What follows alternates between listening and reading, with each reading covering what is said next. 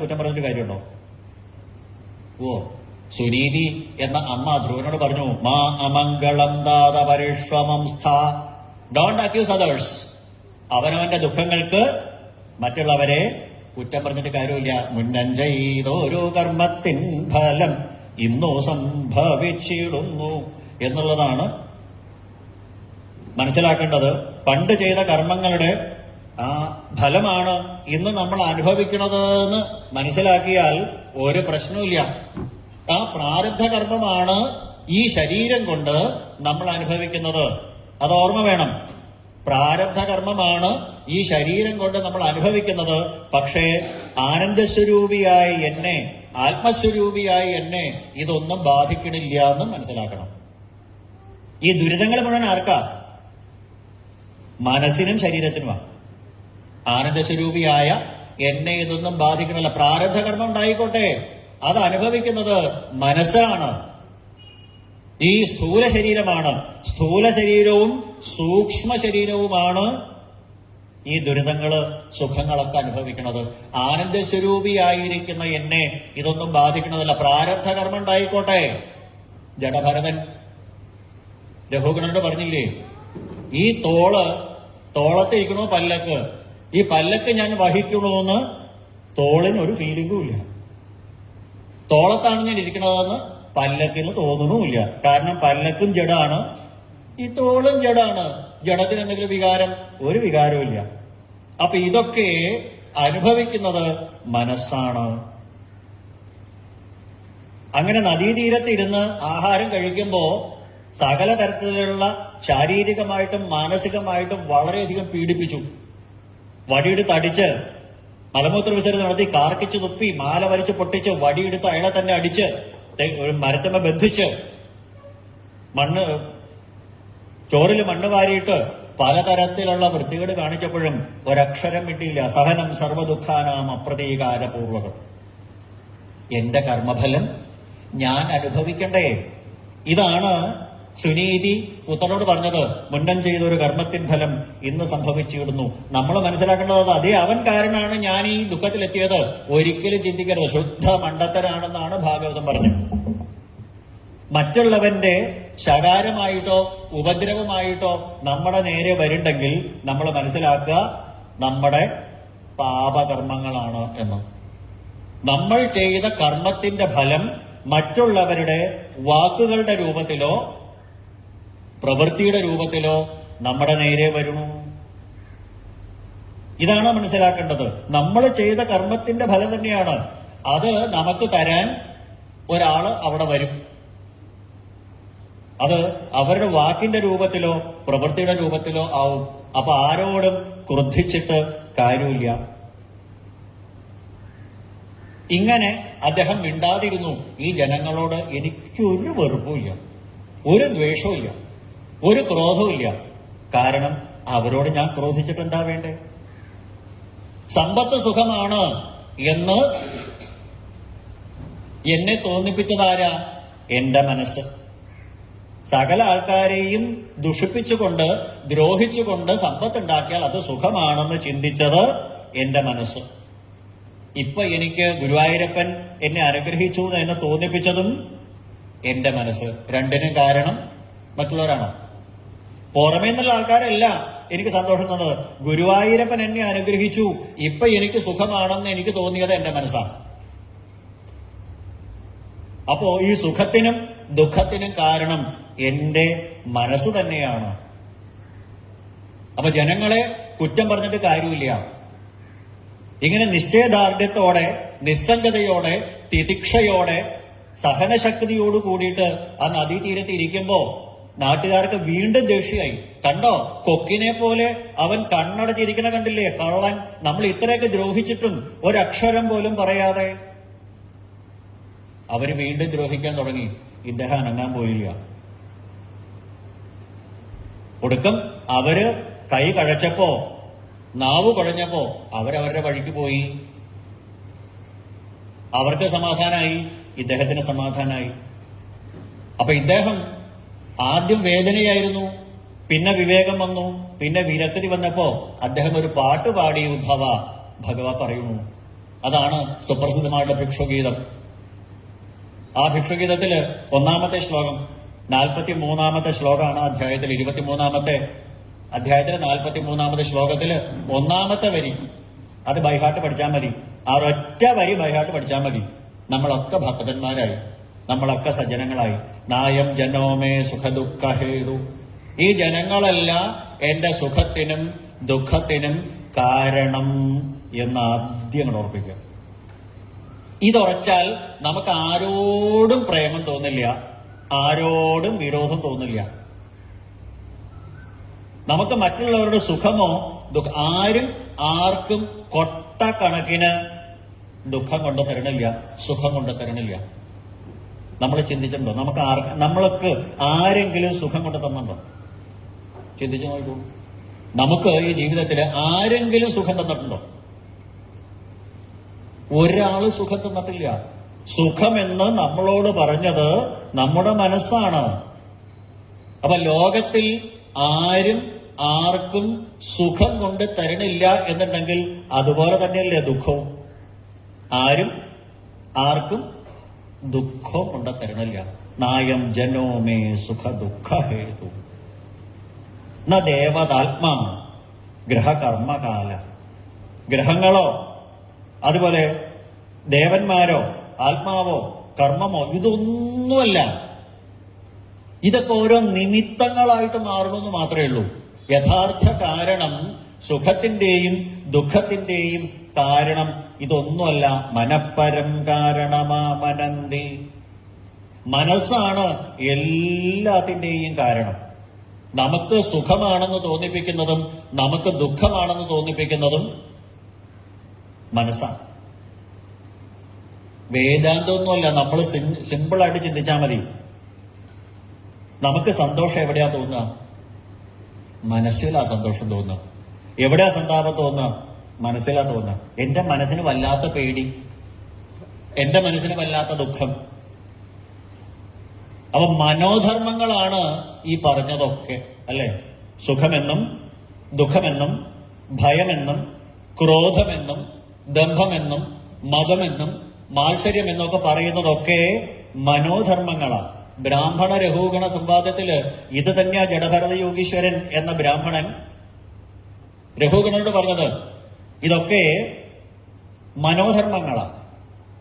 സന്തോഷം, സന്താപം, ഭയം, ക്രോധം, മത്സരം, മതം ഇതൊക്കെ മനോധർമ്മങ്ങളാണ്, എന്റെ ധർമ്മങ്ങളല്ല. നമ്മൾ അങ്ങനെയല്ലേ പറയുക, എന്റെ മനസ്സിന് വല്ലാത്ത ടെൻഷൻ.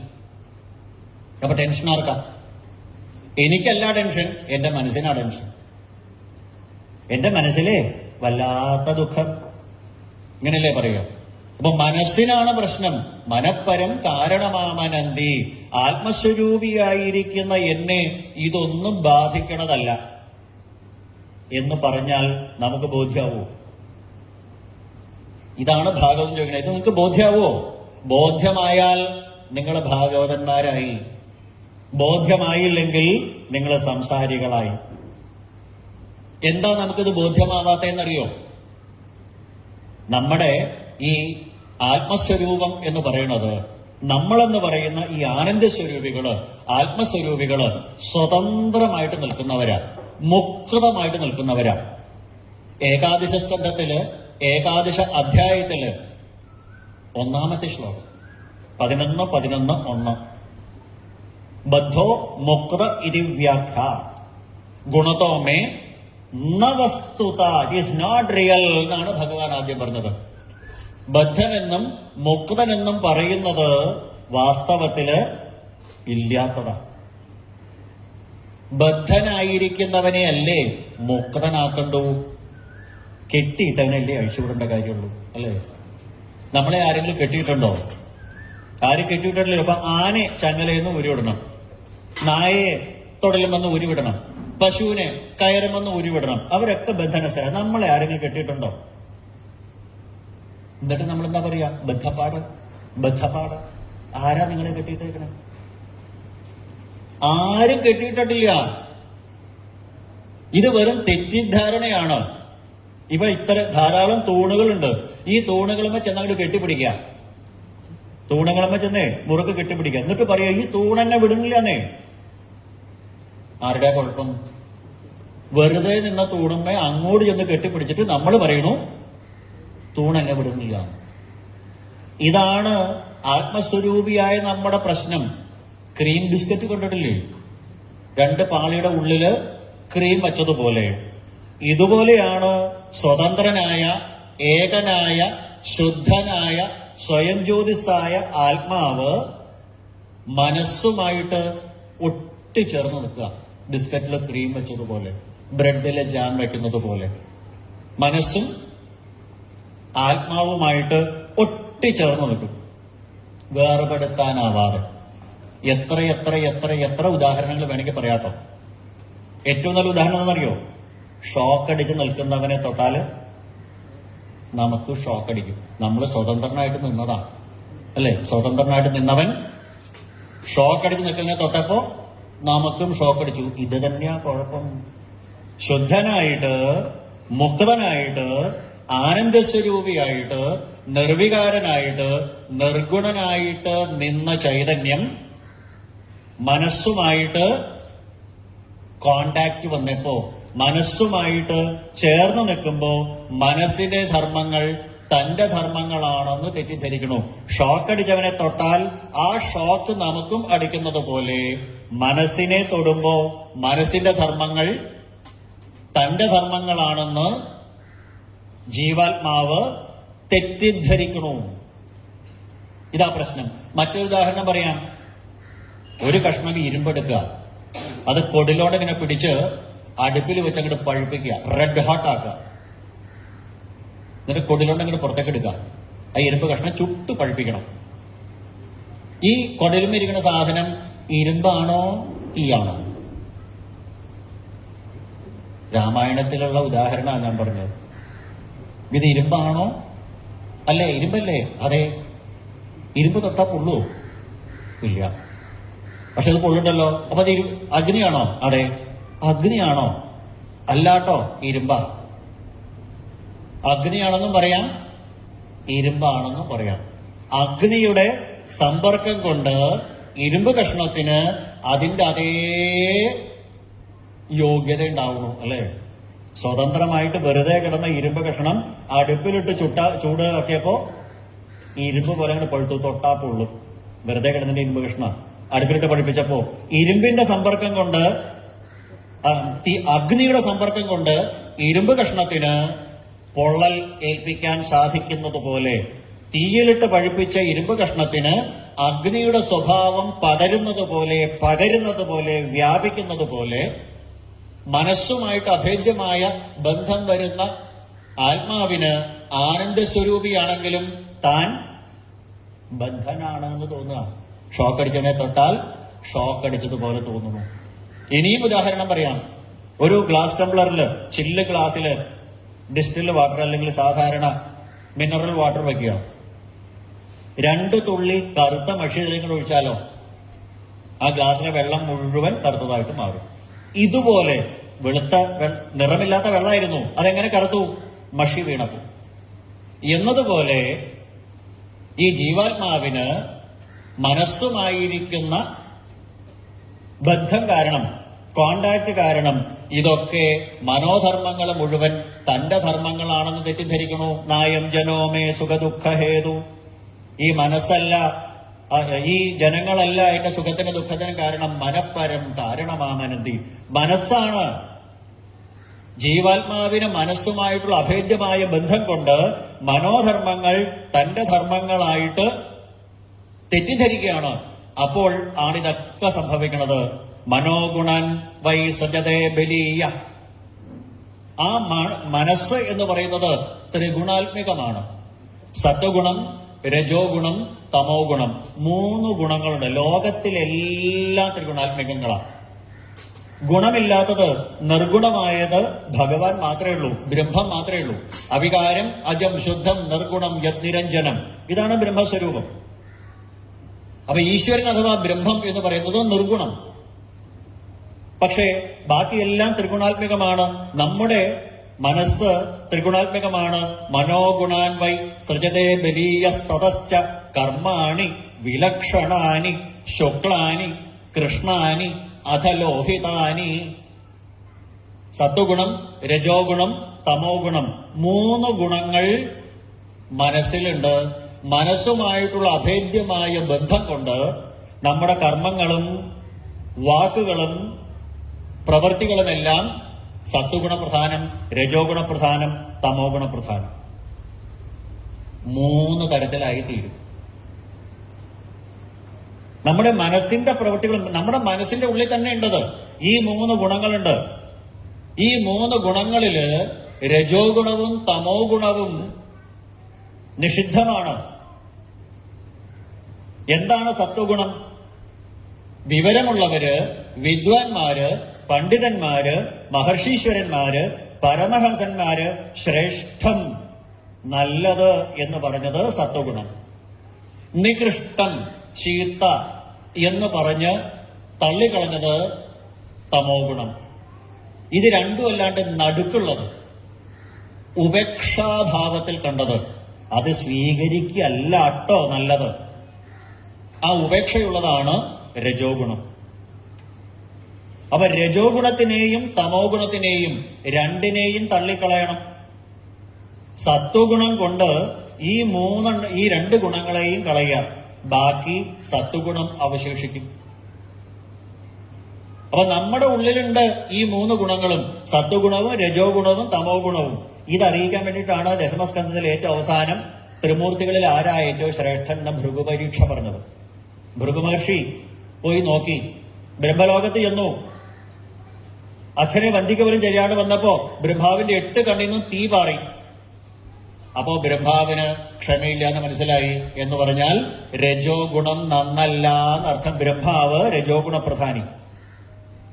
കൈലാസത്തിൽ ചെന്നു. മഹാദേവൻ ആലിംഗനം ചെയ്യാൻ പോയപ്പോ തന്റെ മേത്ത് മുഴുവൻ ശവഭസ്മവും വിഷസർപ്പങ്ങളുമാണ്. എന്നെ തൊടണ്ട എന്ന് പറഞ്ഞപ്പോ ശൂലമെടുത്ത് കുത്താൻ നോക്കി, ക്രോധിച്ചു. അത് രുദ്രൻ, തമോ ഗുണം. എന്നാൽ വൈകുണ്ഠത്തിൽ ചെന്നപ്പോ ഗുരുവായൂരപ്പൻ ലക്ഷ്മിയുടെ മടിയില് തലവെച്ച് കിടന്നുറങ്ങണു. ശയാന ശ്രീ ഉത്സംഗെ പദാവക്ഷ സദാടയൽ. നെഞ്ചത്ത് കൊടുത്തു ഒരു ചവിട്ട്. നെഞ്ചത്ത് ചവിട്ടിയ ഭൃഗുമഹർഷിയുടെ കാലെടുത്ത് മടിയിൽ വെച്ച് പ്രാമൃജൽ പദ്മപാണിന തന്റെ കരപങ്കജം കൊണ്ട് തലോടി കൊടുത്തു. അതാണ് സത്വഗുണം. അപ്പോൾ ബ്രഹ്മാവ് രജോ ഗുണം, രുദ്രൻ തമോ ഗുണം. ഈ രജസ്തമോ ഗുണങ്ങളെക്കാൾ ശ്രേഷ്ഠമാണ് സത്വഗുണമെന്ന് കാണിക്കാൻ വേണ്ടിയിട്ട് ആ ഭൃഗുപരീക്ഷ എന്ന കഥ പറഞ്ഞത്. കഥയിലൂടെ പറഞ്ഞതാ. ബ്രഹ്മാവും മഹാദേവനും മോശക്കാരാണ് എന്നോ ഗുരുവായൂരപ്പൻ മാത്രം നല്ലതാണെന്നോ തെറ്റിദ്ധരിക്കണ്ട. ദക്ഷയാഗത്തിന് സമയത്ത് പറഞ്ഞു, ത്രയാണാം ഏകഭാവാനാം യോ നപശ്യതി വൈഭിതാം. നമ്മൾ 3 3 ഒന്നാണ് എന്ന് മനസ്സിലാക്കുന്നവൻ സശാന്തി അധിഗച്ഛതി എന്ന്. അവിടെ പേഴ്സോണിഫിക്കേഷൻ പറഞ്ഞത് 3 ഗുണങ്ങളെ പറയാൻ വേണ്ടിയിട്ടാണ്.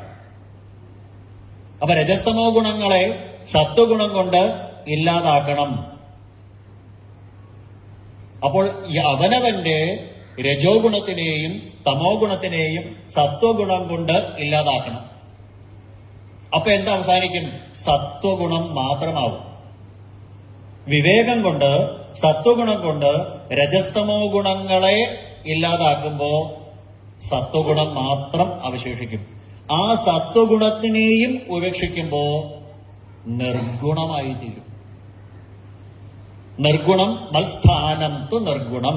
ഭഗവാന്റെ സ്ഥാനത്തിനെയാണ് നിർഗുണം എന്ന് പറയുക.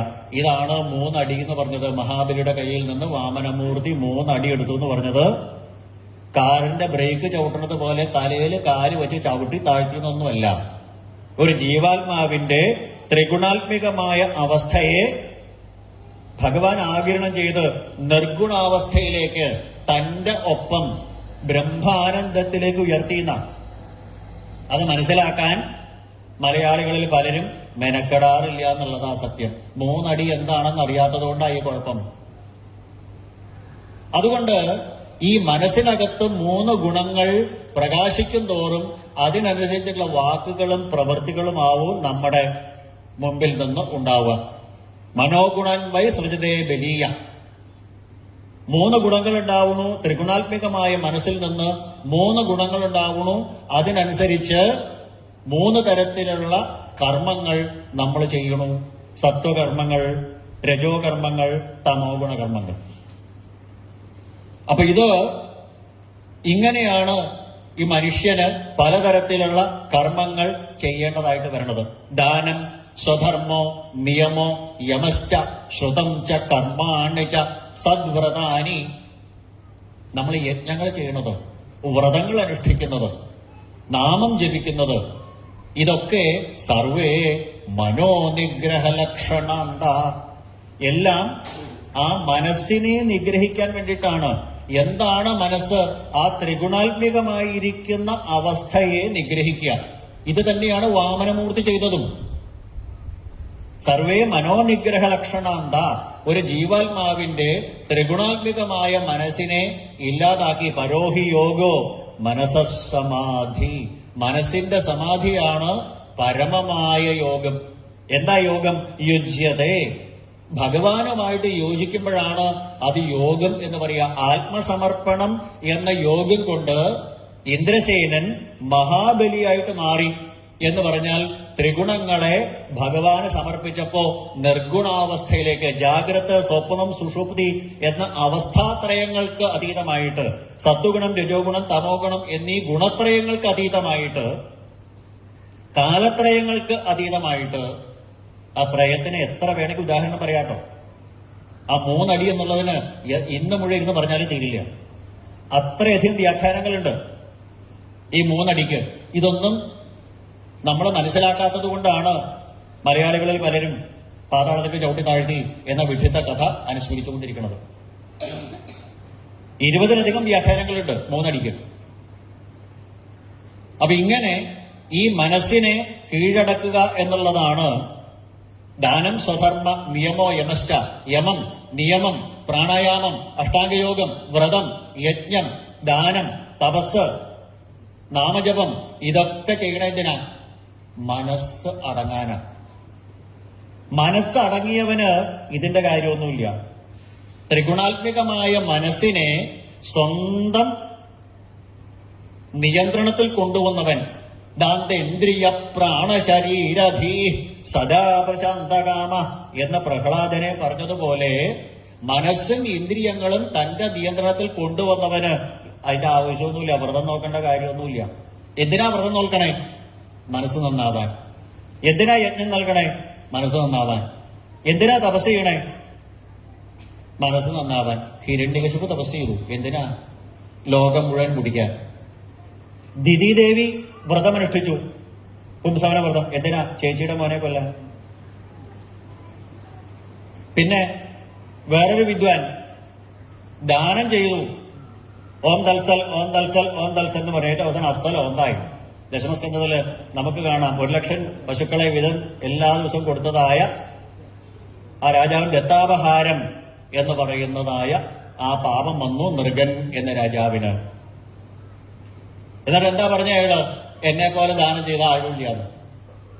ഈ കേമത്തം പറയാനാണ് പിന്നെ ദാനം ചെയ്യണം. എന്നെ പോലെ ദാനം ചെയ്ത ആര് ലോകത്തിലില്ലാന്ന്. കഴിഞ്ഞില്ലേ കഥ? അപ്പൊ ദാനമോ വ്രതമോ യജ്ഞമോ, പ്രാചീന ബർഹിസ് യാഗം ചെയ്തു, യജ്ഞം ചെയ്തു. എന്തിനാ? സ്വർഗകാമോ യജേത, സ്വർഗത്തിൽ പോവാ. സ്വർഗത്തിലെ സീറ്റ് പെർമനന്റ് അല്ല എന്ന് മനസ്സിലാക്കാൻ വേണ്ടിയിട്ടാണ്, ജ്ഞാനം മോക്ഷസ്യ കാരണം എന്ന് മനസ്സിലാക്കാൻ വേണ്ടിയിട്ടാണ് ശ്രീനാരദ മഹർഷി പുരഞ്ജനോപാഖ്യാന കഥ പറഞ്ഞു കൊടുത്തത്. അപ്പൊ യജ്ഞം ചെയ്താലും തപസ് ചെയ്താലും ദാനം ചെയ്താലും ധർമ്മം ചെയ്താലും വ്രതമനുഷ്ഠിച്ചാലും തപസ് ചെയ്താലും എന്തിനാ? സർവേ മനോനിഗ്രഹ ലക്ഷണാന്ത. ആ മനസ്സിനെ നിഗ്രഹിക്കാനാ, മനസ്സിനെ അടക്കാനാണ്, മനസ്സിനെ ശാന്തമാക്കാനാണ്. പച്ച മലയാളത്തിൽ പറഞ്ഞാൽ ഈ കർമ്മങ്ങളൊക്കെ നമ്മൾ എന്തിനാ ചെയ്യണേ? മനസ്സമാധാനം ഉണ്ടാവാനാ. ഇതാ ഭിക്ഷുഗീത പറഞ്ഞത്. എന്ത് കാര്യം ചെയ്യണതും മനസ്സമാധാനം ഉണ്ടാവാനാ. ഇതൊക്കെ ചെയ്തിട്ട് മനസ്സമാധാനം ഉണ്ടായില്ലെങ്കിലോ? യുദ്ധം കേമാന്ന് വിചാരിച്ചു അല്ലെ? പല്ലീശ്വരന്റെ മക്കളെ തല്ലി കൊന്നാൽ നമുക്ക് സാമ്രാജ്യം അധികാരം കിട്ടിയ സുഖാന്ന് വിചാരിച്ചു ധർമ്മപുത്രനും കൂട്ടരും. എന്നിട്ടോ അവർക്ക് സുഖം ഉണ്ടായോ? ഇല്ല. അതിനെയൊക്കെ ഗൾഫിൽ നടക്കണം. യുദ്ധം ചെയ്തവർ ജയിച്ചാൽ എല്ലാവർക്കും സുഖമാണ്. അപ്പൊ ലോകത്തിലുള്ള എത്ര ആൾക്കാര്, നമ്മൾ ഉൾപ്പെടെ എത്ര ആൾക്കാര് ഇതിന് ദുരന്ത ഫലങ്ങൾ അനുഭവിക്കുന്നുണ്ട്? യുദ്ധം കൊണ്ട് സുഖമാണ്. എന്നാ സുഖം ചക്രവർത്തിനാണ്. ഒരിക്കലും ഈ കലഹം കൊണ്ട് ഒരിക്കലും നമുക്ക് സൗഖ്യം ഉണ്ടാവണില്ല. അപ്പൊ ദാനമോ യജ്ഞമോ വ്രതമോ തപസ്സോ എല്ലാം മനോനിഗ്രഹത്തിന് വേണ്ടിയിട്ടാവണം.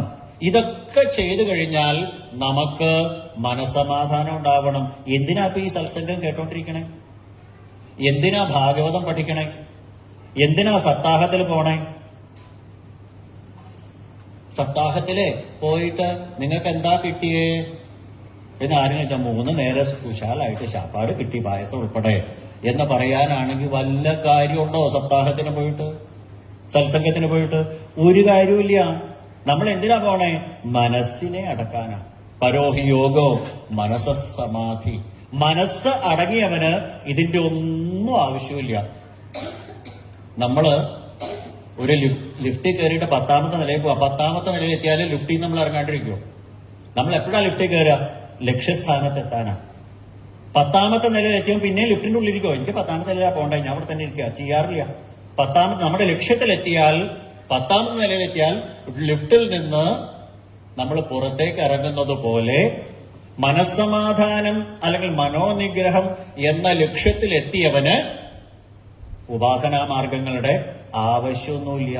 യജ്ഞമോ തപസ്സോ ദാനമോ ഇതൊന്നും അവനാവശ്യമില്ല. നേരെ മറിച്ച് ഇതൊക്കെ ചെയ്തിട്ടും മനസമാധാനം കിട്ടിയില്ലെങ്കിലോ കൊട കമഴ്ത്തി വെച്ച് വെള്ളമൊഴിച്ചതുപോലെയാവും, നിഷ്പ്രയോജനങ്ങളാ. അപ്പൊ ഈ വക ഇപ്പൊ നാമജപം തന്നെ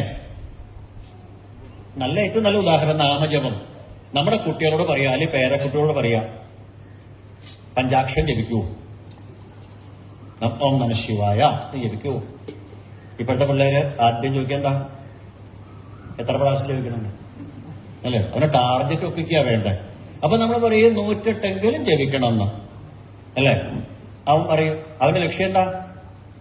നമഃ ശിവായ നമഃ ശിവായ നമഃ ശിവായ. പിന്നെ ഷൂ ഷൂ ഷൂ എന്നുള്ള ഒച്ച മാത്രമേ കേൾക്കുള്ളൂ. അവന് 108 എന്നുള്ള ടാർഗറ്റ്. എന്നിട്ട് വേണം ഈ സാർത്ഥമെന്ന് കുത്താനേ അല്ലേ? അവൻ അതാ ശ്രദ്ധ. അപ്പൊ എത്രയും പെട്ടെന്ന് 108 എത്തിക്കാൻ അവന്റെ പ്രത്യേകത നമഃ ശിവായ, നമഃ ശിവായ, നമഃ ശിവായ. ശൃംഗപുരത്ത് ദേവർക്ക് നമസ്കാരം, മഹാദേവനായിക്കൊണ്ട് നമസ്കാരം എന്ന് ഉള്ളിൽ ബോധം വരണം. അല്ലാണ്ട് വല്ല കാര്യമുണ്ടോ? ഒരു കാര്യമില്ല. നമഃശിവായ എന്നുള്ള ടാർഗറ്റ് ഒപ്പിച്ചിട്ട് കാര്യമില്ല. അത് ഉള്ളിലേക്ക് കേറണം. മഹാദേവനായിക്കൊണ്ട് നമസ്കാരം എന്ന് പറഞ്ഞുകൊണ്ടാണ് ഞാൻ നാമം ജപിക്കണേ എന്ന് പറഞ്ഞിട്ടേ കാര്യമുള്ളൂ. അല്ലെങ്കിൽ ടാർഗറ്റ് ഒപ്പിച്ചിട്ട് കാര്യമില്ല. സർവേ മനോനിഗ്രഹ ലക്ഷണാന്ത. അപ്പൊ ഇതൊക്കെ മനോനിഗ്രഹത്തിന് വേണ്ട ഉപായങ്ങളാണ്. മനോനിഗ്രഹം നേടിയവന് ഈ ഉപാധികളുടെ ആവശ്യമൊന്നുമില്ല. ഇതൊക്കെ ചെയ്തിട്ടും മനസമാധി കിട്ടാത്തവന് ഒരു കാര്യമില്ല. നമ്മൾ സാധാരണ പറയാറില്ലേ, നന്നായിട്ട് പഠിച്ചവനും ഒട്ടും പഠിക്കാത്തവനും പരീക്ഷയ്ക്ക് പേടിയില്ല എന്ന് അല്ലെ? അസലായിട്ട് പഠിച്ചവനും 100ൽ 100 കിട്ടുന്ന ഉറപ്പുള്ളവനും ഒരിക്കലും പാസ്സാവില്ല എന്നുള്ള ഉറപ്പുള്ളവനും പരീക്ഷയ്ക്ക് ഒരു പേടിയില്ല. നമ്മളെ പോലെ കുറച്ച് ആളുകളുണ്ട്. അങ്ങോട്ട് ഈ കവളമടല് പോലെയാ, തേങ്ങ ഈ കയ്യാപ്പുറത്തെ തേങ്ങ പോലെയാ. അങ്ങോട്ട് വീഴോ ഇങ്ങോട്ട് വീഴോ സംശയമുള്ളവരെ പരീക്ഷ പേടിയുള്ളൂ എന്ന് പറഞ്ഞതുപോലെയാ. ഈ വക ധർമ്മങ്ങളൊക്കെ മനോനിഗ്രഹണത്തിനാണെന്ന് മനസ്സിലാക്കിയിട്ട് മനോനിഗ്രഹം സ്വായത്തമായവൻ ഇതിന്റെ ഒന്നും ആവശ്യമില്ല. എന്നാൽ ഇതൊക്കെ ചെയ്തിട്ടും മനോനിഗ്രഹം പറ്റിയില്ലെങ്കിലോ അവന്റെ കഥകൾ, ഈ കർമ്മങ്ങളൊക്കെ നിഷ്പ്രയോജനങ്ങളുമാണ്. അപ്പൊ അതുകൊണ്ട് ആ ഒരു ശത്രുവിനെയാണ് ജയിക്കേണ്ടത്. തം ദുർജയം ശത്രു, തം ദുർജയം ശത്രു. ആ ശത്രുവിനെയാണ് നിഗ്രഹിക്കേണ്ടത്. ഈ ക്ഷേത്രങ്ങളൊക്കെ ചെല്ലുമ്പോഴേ ബോർഡും എഴുതി വെച്ചിട്ടുണ്ടാവും ശത്രു സംഹാര പുഷ്പാഞ്ജലി എന്ന്. ശരിക്കും ആ വാക്ക് അങ്ങനെയല്ല എഴുതണ്ടേന്നാണ് ആചാര്യന്മാര് പറയാ. ശത്രു സംഹാരമല്ല, ശത്രുവിനെ സംഹരിക്കാൻ നമുക്ക് അധികാരമില്ല. ശത്രുതയെയാണ് സംഹരിക്കേണ്ടത്. ശത്രുതാ സംഹാര പുഷ്പാഞ്ജലിയാണ് ശരിക്കും വേണ്ടത്. നമുക്ക് ഒരാളോട് ശത്രുതയുണ്ടെങ്കിൽ, അല്ലെങ്കിൽ നമ്മളോട് ഒരുത്തന് ശത്രുതയുണ്ടെങ്കിൽ ആ ശത്രുത ഇല്ലാണ്ടാവണം. അതിനെന്താ വേണ്ടത്? ഐകമത്യ സൂക്തം. അതാണ്. ഇനി അഥവാ ശത്രു സംഹാരം എഴുതി വെച്ചിട്ടുണ്ടെന്ന് വിചാരിക്കുക, അതിൽ തെറ്റൊന്നുമില്ല കേട്ടോ. ശത്രു സംഹാര പുഷ്പാഞ്ജലി ചീട്ടാക്കുന്നുണ്ടെങ്കിൽ ആരാ ശത്രു എന്നറിയണം. ഒരിക്കലൊരു സ്ത്രീ അമ്പലത്തിലെ പൂജകനോട് ചെന്ന് പറഞ്ഞു, തിരുമേനി ഒരു ശത്രു സംഹാര പുഷ്പാഞ്ജലി വേണം, 100 രൂപ കൊടുത്തു. അപ്പൊ തിരുമേനി പറഞ്ഞു, നാളും പേരും പറയൂന്ന്. എടുത്ത വഴിക്ക് ഈ സ്ത്രീ ചോദിച്ചു, എന്റെ നാളെ പേരും വേണോ അതോ മരുമകളുടെ പേരും നാളും വേണോ? അങ്ങനെ ശത്രു എന്ന് വിചാരിച്ചിട്ട് കാര്യമില്ല. അതല്ല ശത്രു. ശത്രു എന്ന് പറഞ്ഞാൽ തം ദുർജയം ശത്രും. നമുക്കൊരൊറ്റ ശത്രുവേ ഉള്ളൂ, കപ്പലിൽ തന്നെയാ കള്ളൻ. പുറത്തേക്കൊന്നും നോക്കണ്ട. നമ്മുടെ കുഴപ്പം എന്താണെന്നറിയോ? നമ്മുടെ 5 ഇന്ദ്രിയങ്ങൾ ലൗഡ് സ്പീക്കർ പോലെ പുറത്തേക്കാ. അപ്പൊ പുറത്തുള്ളതേ നമ്മൾ കാണുള്ളൂ, അകത്തുള്ളത് കാണില്ല. ആ ഒരു ശത്രുവാണ്. നമുക്ക് ഒരേ ഒരു ശത്രുവേ ഉള്ളൂ. അതാണ് മഹാകവി ഉള്ളൂർ പാടിയത്, നമുക്കു നാമേ പടിവതു നാഗം നരകവും അതുപോലെ. ഉദ്ധവൻ ഭഗവാനോട് കുറെ വൺ വേർഡ് ചോദ്യങ്ങൾ ചോദിക്കും. 20ാമത്തെ അധ്യായത്തിലാ തോന്നുന്നു.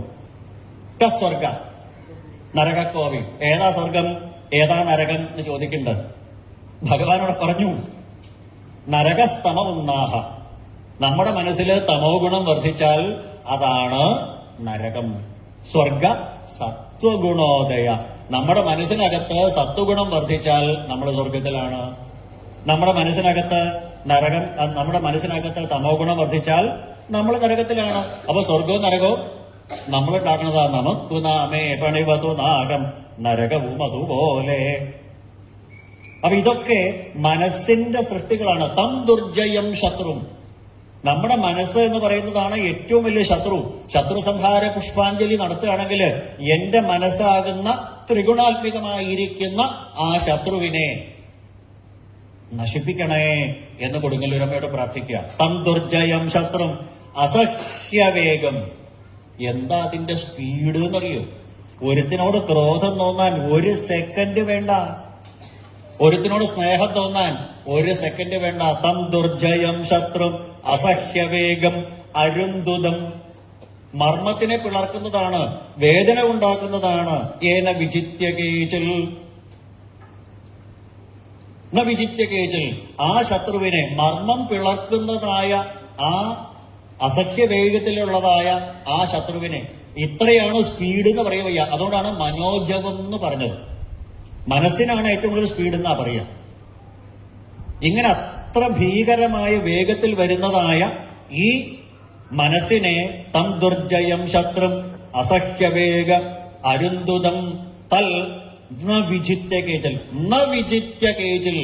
ആ ഭീകരനായ ശത്രുവിനെ കീഴടക്കിയില്ല എന്നുണ്ടെങ്കിൽ കുർവന്തി അസദ് വിഗ്രഹം. അസത്തായിരുന്ന വിഗ്രഹം എന്ന് പറഞ്ഞാൽ കലഹം എന്നർത്ഥം. ആ മനസ്സിനെ കീഴടക്കിയില്ലെങ്കിൽ കലഹം ഉണ്ടാക്കണു. മിത്രാണി ഉദാസീന രിപുൻ വിമൂഢ. ആ മനസ്സിനെ കീഴടക്കിയില്ലെങ്കിൽ മനസ്സ് പറയും, ഇതവന്റെ ശത്രുവാണ്, എതിർത്തോ. ഇതെന്റെ മിത്രമാണ്, അവന്റെ തോളത്ത് കൈയിട്ടോ. ഇവൻ ഉദാസീനമാണ്, ഇവനെ അവഗണിച്ചോ. ശത്രു, മിത്രം, ഉദാസീനം, ഇതാരാ കണക്കാക്കണത്? മനസ്സാണ്. അതുകൊണ്ട് പൃഥു മഹാരാജാവിനോട് ഗുരുവായൂരപ്പൻ വന്നിട്ട് പറയും, എന്താ? സമസമാനോത്തമ മധ്യമാധമ. ഉത്തമനെയും മധ്യമനെയും അധമനെയും ഒരേപോലെ കാണൂ, വ്യത്യാസമുണ്ടാവരുത് രാജാവേ. അപ്പൊ അതുകൊണ്ട് കുർവന്തി അസദ്വിഗ്രഹം. ഈ മനസ്സ് എന്ന് പറയുന്ന ശത്രുവിനെ കീഴടക്കാത്ത കാലത്തോളം എന്റേത് എന്നും അവന്റേത് എന്നും ശത്രു എന്നും മിത്രമെന്നും ഉദാസീനനെന്നും പലതരത്തിലുള്ള മത്സരബുദ്ധികളുണ്ടാവും. ദേഹം മനോമാത്രമിമം ഗൃഹീത്വാ മമ അഹം ഇത്യന്ധധിയോ മനുഷ്യ. ഈ ശരീരം കിട്ടുന്നത് വരെയുള്ളൂ ജീവാത്മാവിന് പ്രശ്നം. ശരീരം കിട്ടിയാൽ മാറുകയായി. ഈ ശരീരം മനോമാത്രം പെട്ടെന്ന് ഇല്ലാണ്ടാവണതാ. ഈ ശരീരം എപ്പോഴാ ഇല്ലാണ്ടാവുക? ആർക്കാ പറയാൻ പറ്റുക? ജലത്തിലെ പോളകളെന്ന പോലെ ചലം മനുഷ്യനു ശരീരബന്ധം. നീർപ്പോള പൊട്ടണം നേരെ വേണ്ടു. ഇന്നലെ വരെ ഞാൻ കണ്ടതാത്രേ, എന്റെ കൂടെ ഉണ്ടായിരുന്നതാത്രേ. പറഞ്ഞില്ലേ നമ്മുടെ പൂജനീയനായിട്ടുള്ള ആ വലിയ തമ്പുരാൻ ഇന്നലെ വരെ ആ ഭഗവതി അമ്മയുടെ ദാസനായിട്ട് അവിടെ നിന്ന് ഉത്തരവ് കൊടുക്കാനായിട്ട് ക്ഷേത്ര സങ്കേതത്തിൽ വരെ എത്തിയ ആളാണ്. ഭഗവതി അമ്മ വിളിച്ചു അദ്ദേഹത്തിനെ. കണ്ടു കണ്ടങ്ങിരിക്കും ജനങ്ങളെ, കണ്ടില്ലെന്നു വരുത്തുന്നതും ഭവാൻ. ഇത് മനസ്സിലാക്കുക. ജലത്തിലെ പോളകളെന്ന പോലെ നൈമിഷികമാണ്. എന്റെ എന്റെ ഞാൻ ഞാൻ ഞാൻ എന്റെ എന്റെ എന്റെ. എന്തുണ്ട് എന്റെ? എവിടെയുണ്ട് ഞാൻ? എന്റെ എന്ന് വിചാരിച്ചാൽ എന്റെ കൺട്രോളിൽ നിൽക്കണം. നമ്മൾ എന്ത് പറഞ്ഞാലും എന്റെ എന്നല്ലേ പറയാ. നമ്മുടെ കൺട്രോളിൽ നിൽക്കുന്ന സാധനം എന്താ? നമ്മൾ പറയാറില്ലേ മലയാളത്തില്, എന്റെ മക്കൾ തന്നെ ഞാൻ പറഞ്ഞാൽ കേൾക്കണില്ല എന്ന്. നമ്മുടെ ശരീരം പറഞ്ഞാൽ കേൾക്കണ്ടോ? ഓ, സംശയം ഉണ്ടെങ്കിൽ ഒരു 5 മിനിറ്റ് മൂക്ക് പൊത്തി പിടിച്ചാൽ മതി. 5 മിനിറ്റ് ഒന്നും വേണ്ടി വരില്ല. ചുമ വന്നാൽ ചുമക്കാണ്ടിരിക്കാൻ പറ്റുമോ? തുമ്മൽ വന്നാൽ തുമ്മാതിരിക്കാൻ പറ്റുമോ? ഹാർട്ട് ബീറ്റ് നിർത്താൻ പറ്റുമോ? പറ്റണില്ല. അപ്പൊ നമ്മുടെ ശരീരം തന്നെ നമ്മുടെ നിയന്ത്രണത്തിലല്ല. പിന്നെ എന്റെ ശരീരം എന്റെ ദേഹം മനോ മാത്രമിമം ഗൃഹീത്വ. ഈ ദേഹാഭിമാനം വരുമ്പോഴാണ് എന്റെ ഈ ദേഹത്തിൽ അടിച്ചു പറയും, ഏഷോഹം, ഇത് ഞാൻ, അന്യോയം ഇത് ഭ്രമേണ എന്നാ പറഞ്ഞത്. ഇതൊരു ഭ്രമമാണ്, ഭ്രാന്താണ്, ഇല്യൂഷനാണ്, തോന്നലാണ്. ഞാനെന്നും നീ എന്നും തമ്മിൽ എന്തെങ്കിലും വ്യത്യാസമുണ്ടോ? 13-ാമത്തെ അധ്യായത്തില്, ഏകാദശ സ്കന്ധത്തിൽ 13-ാമത്തെ അധ്യായത്തില് സനകാദികളുടെ മുമ്പില് ഹംസാവതാരം എടുത്ത് ഭഗവാൻ വന്നപ്പോ സനകാദികള് ഒരു വിടുത്ത ചോദ്യം ചോദിച്ചോത്രേ, കോ ഭവാൻ, ഹൂ ആർ യു എന്ന്. എടുത്ത വഴിക്ക് ഭഗവാൻ പറഞ്ഞു, വാചാരംഭ്യോ ഹനർത്ഥക, നിങ്ങളുടെ ചോദ്യം തന്നെ ബ്ലണ്ടറായി. നമ്മൾ തമ്മിൽ എന്താ വ്യത്യാസം? നമ്മുടെ എല്ലാവരുടെ ശരീരം പാഞ്ചഭൗതികം, എല്ലാവരുടെ ശരീരം അതെ പാഞ്ചഭൗതികമാണ്, ഒരു വ്യത്യാസവും ഇല്ല. സംശയം ഉണ്ടെങ്കിൽ താലൂക്ക് ഹോസ്പിറ്റലിൽ പോയിട്ട് ഡോക്ടർമാരോട് ചോദിക്കാം. നിങ്ങൾ ഒരുപാട് ശരീരങ്ങൾ കീറിമുറിക്കണതല്ലേ, പോസ്റ്റ്മോർട്ടം നടത്തുന്ന ഡോക്ടർമാരുണ്ട് അവിടെ ഗവൺമെന്റ് ഹോസ്പിറ്റലാകുമ്പോൾ, അവരോടൊന്ന് ചോദിക്കും, നിങ്ങൾ ഒരുപാട് ശരീരങ്ങളെ കീറിമുറിച്ചതല്ലേ, ആണ് പെണ്ണ് നല്ല വ്യത്യാസം അല്ലാണ്ട് എന്തെങ്കിലും വ്യത്യാസം നിങ്ങൾ കണ്ടോ? അവർ പറയും ഒരു വ്യത്യാസവും ഇല്ല, സ്റ്റൊമക്ക്, ലിവർ, കിഡ്നി, സ്പ്ലീനും ബ്രെയിനും എല്ലാം എല്ലാവർക്കും ഒരുപോലെ, ഒരു വ്യത്യാസവും ഞങ്ങൾ കണ്ടില്ല. ഇന്നയാൾക്ക് 4 ഹാർട്ട്, 5 ബ്രെയിൻ. നമ്മള് പുരാണങ്ങളിലൊക്കെ കണ്ടു, ശിശുപാലുണ്ടായിരുന്നപ്പോ 3 കണ്ടിട്ടായിരുന്നു, 4 കയ്യെന്ന് കണ്ടിട്ടുണ്ടാവും. ഇത് നമ്മൾ കണ്ടിട്ടില്ല. അപ്പൊ എല്ലാ മനുഷ്യരും ഒരുപോലെ പാഞ്ചഭൗതികമാണ്. ബാഹ്യമായിട്ട് എല്ലാവരുടെ ഉള്ളിലും ഈശ്വര ചൈതന്യമാണ്, എല്ലാവരുടെ ഉള്ളിലും ഒരേ ചൈതന്യമാണ്. ഒരേ ഒരു സൂര്യൻ 10 കണ്ണാടി വെച്ചാൽ 10ആയിട്ട് കാണുന്നു. ഇപ്പൊ കാർ, ആ വെയിലത്ത് കിടക്കുന്ന കാറുകളുടെ എല്ലാ കാറിന്റെയും ഗ്ലാസ് എന്ന ഗ്ലെയർ എന്റെ മുഖത്തേക്ക് വരുന്നുണ്ട്. എനിക്ക് ഒരുപാട് സൂര്യന്മാരെ കാണാം. എന്ന് വെച്ചാൽ ഒരുപാട് സൂര്യന്മാരുണ്ടെന്നല്ലല്ലോ അതിന്റെ അർത്ഥം. അപ്പൊ ഒരേ ഒരു സൂര്യൻ അനേകം കണ്ണാടികളിൽ, അനേകം ഉപാധികളിൽ പലതായിട്ട് പ്രതിഫലിക്കുന്നത് പോലെ ഒരേ ഒരു പരമാത്മ ചൈതന്യം അനേകം ശരീരത്തില് പലതായിട്ട് തോന്നുന്നു പ്രതിഫലിക്കുമ്പോ, അനേകം ശരീരങ്ങളിൽ നിർഗുണനായിരിക്കുന്ന ഭഗവാൻ ത്രിഗുണാത്മികമായിരിക്കുന്ന അനേകം ശരീരങ്ങളിൽ പ്രതിഫലിക്കുമ്പോ അനേകം ജീവന്മാർ ഉണ്ട് എന്ന് തോന്നുന്നു. അതിന് അധ്യാസം എന്നാ പറയാ, ഇല്യൂഷൻ, തോന്നൽ, തെറ്റിദ്ധാരണ. പലതുണ്ടെന്ന് തോന്നുന്നതാണ്. ഏറ്റവും നല്ല ഉദാഹരണം ആഭരണങ്ങളിൽ സ്വർണം പോലെ. സ്വർണം കൊണ്ടേ ഒരു സ്വർണ്ണ ബിസ്ക്കറ്റ് കിട്ടി, ദുബായിൽ നിന്ന് ആരെങ്കിലും സമ്മാനിച്ചത്, കല്യാണത്തിന് ഗിഫ്റ്റ് കിട്ടിയത്. ആ തട്ടാന്റെ അടുത്ത് കൊടുത്തിട്ട് ആ ബിസ്ക്കറ്റ് ഉരുക്കി കഴുത്തിലൊരു മാലയുണ്ടാക്കി. അത് കുറച്ച് കഴിഞ്ഞപ്പോ അത് പൊട്ടാരാജന്റെ അത് ഉരുക്കി നമ്മൾ കയ്യുമേട്ടു. അപ്പൊ നമ്മള് മാല എന്നല്ല പറയാ, വള എന്നാ പറയാ. കുറച്ച് കഴിഞ്ഞപ്പോ അത് മടുത്തു, കയ്യമേള ഈ ആഭരണം ഉരുക്കിയിട്ട് കണങ്കാലം ഇടുന്ന ആഭരണമാക്കി. അപ്പൊ നമ്മൾ പാദസരം എന്ന് പറഞ്ഞു. കുറച്ച് കഴിഞ്ഞപ്പോ അത് ഉരുക്കിയിട്ട് വിരലമേടുന്ന ആഭരണമാക്കി. അപ്പൊ നമ്മൾ വീണ്ടും പേര് മാറ്റി മോതിരം. ഈ വളയും മാലയും പാദസരവും ഒഡ്യാണവും കമ്മലും മോതിരം തമ്മിൽ എന്താ വ്യത്യാസം? ഒരു വ്യത്യാസവും, യാതൊരു വ്യത്യാസവും ഇല്ല. ഇതെപ്പോഴാ അറിയാം? ബാങ്കിലെ പണയം വയ്ക്കാൻ ചെല്ലുമ്പോൾ, ബാങ്കിൽ പണയം വയ്ക്കാൻ ചെല്ലുന്നത് വളയാണോ മാലയാണോ മോതിരാണോ ഒഡ്യാണോ അമ്മൂമ്മയുടെ വൈഡൂര് നെക്ലേസ് ആണോ എന്നല്ല അവിടെ ഇരിക്കുന്ന ആള് നോക്കുക. അവിടെ ഉരയ്ക്കാനുള്ള ആളിരിക്കുന്നുണ്ട്. അയാൾ നോക്കണത് ഒന്ന് മാത്രമേ ഉള്ളൂ, whether it is gold or not. അത് സ്വർണ്ണാണോ അല്ലയോ, ഇത് മാത്രമേ ആൾക്കറിയുള്ളൂ. അപ്പൊ സ്വർണ്ണപ്പണിക്കാരന്റെ ദൃഷ്ടി വേണം പ്രപഞ്ചത്തിലേക്ക് നോക്കുമ്പോ. ആഭരണങ്ങളിൽ സ്വർണം പോലെ,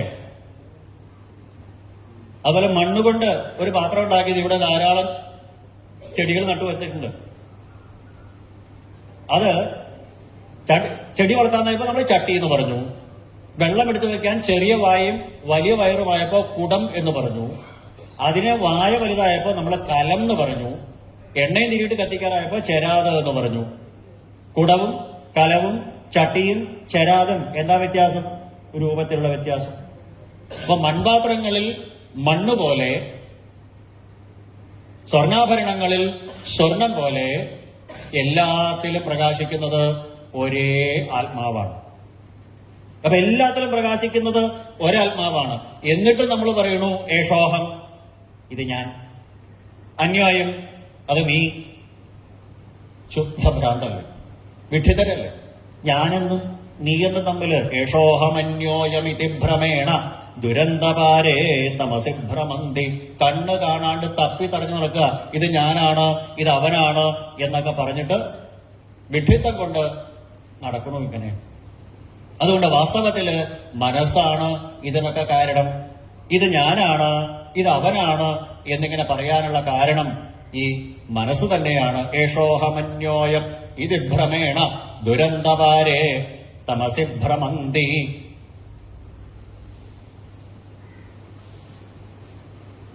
നായം ജനോമേ സുഖദുഃഖഹേതു എന്ന് പറഞ്ഞു.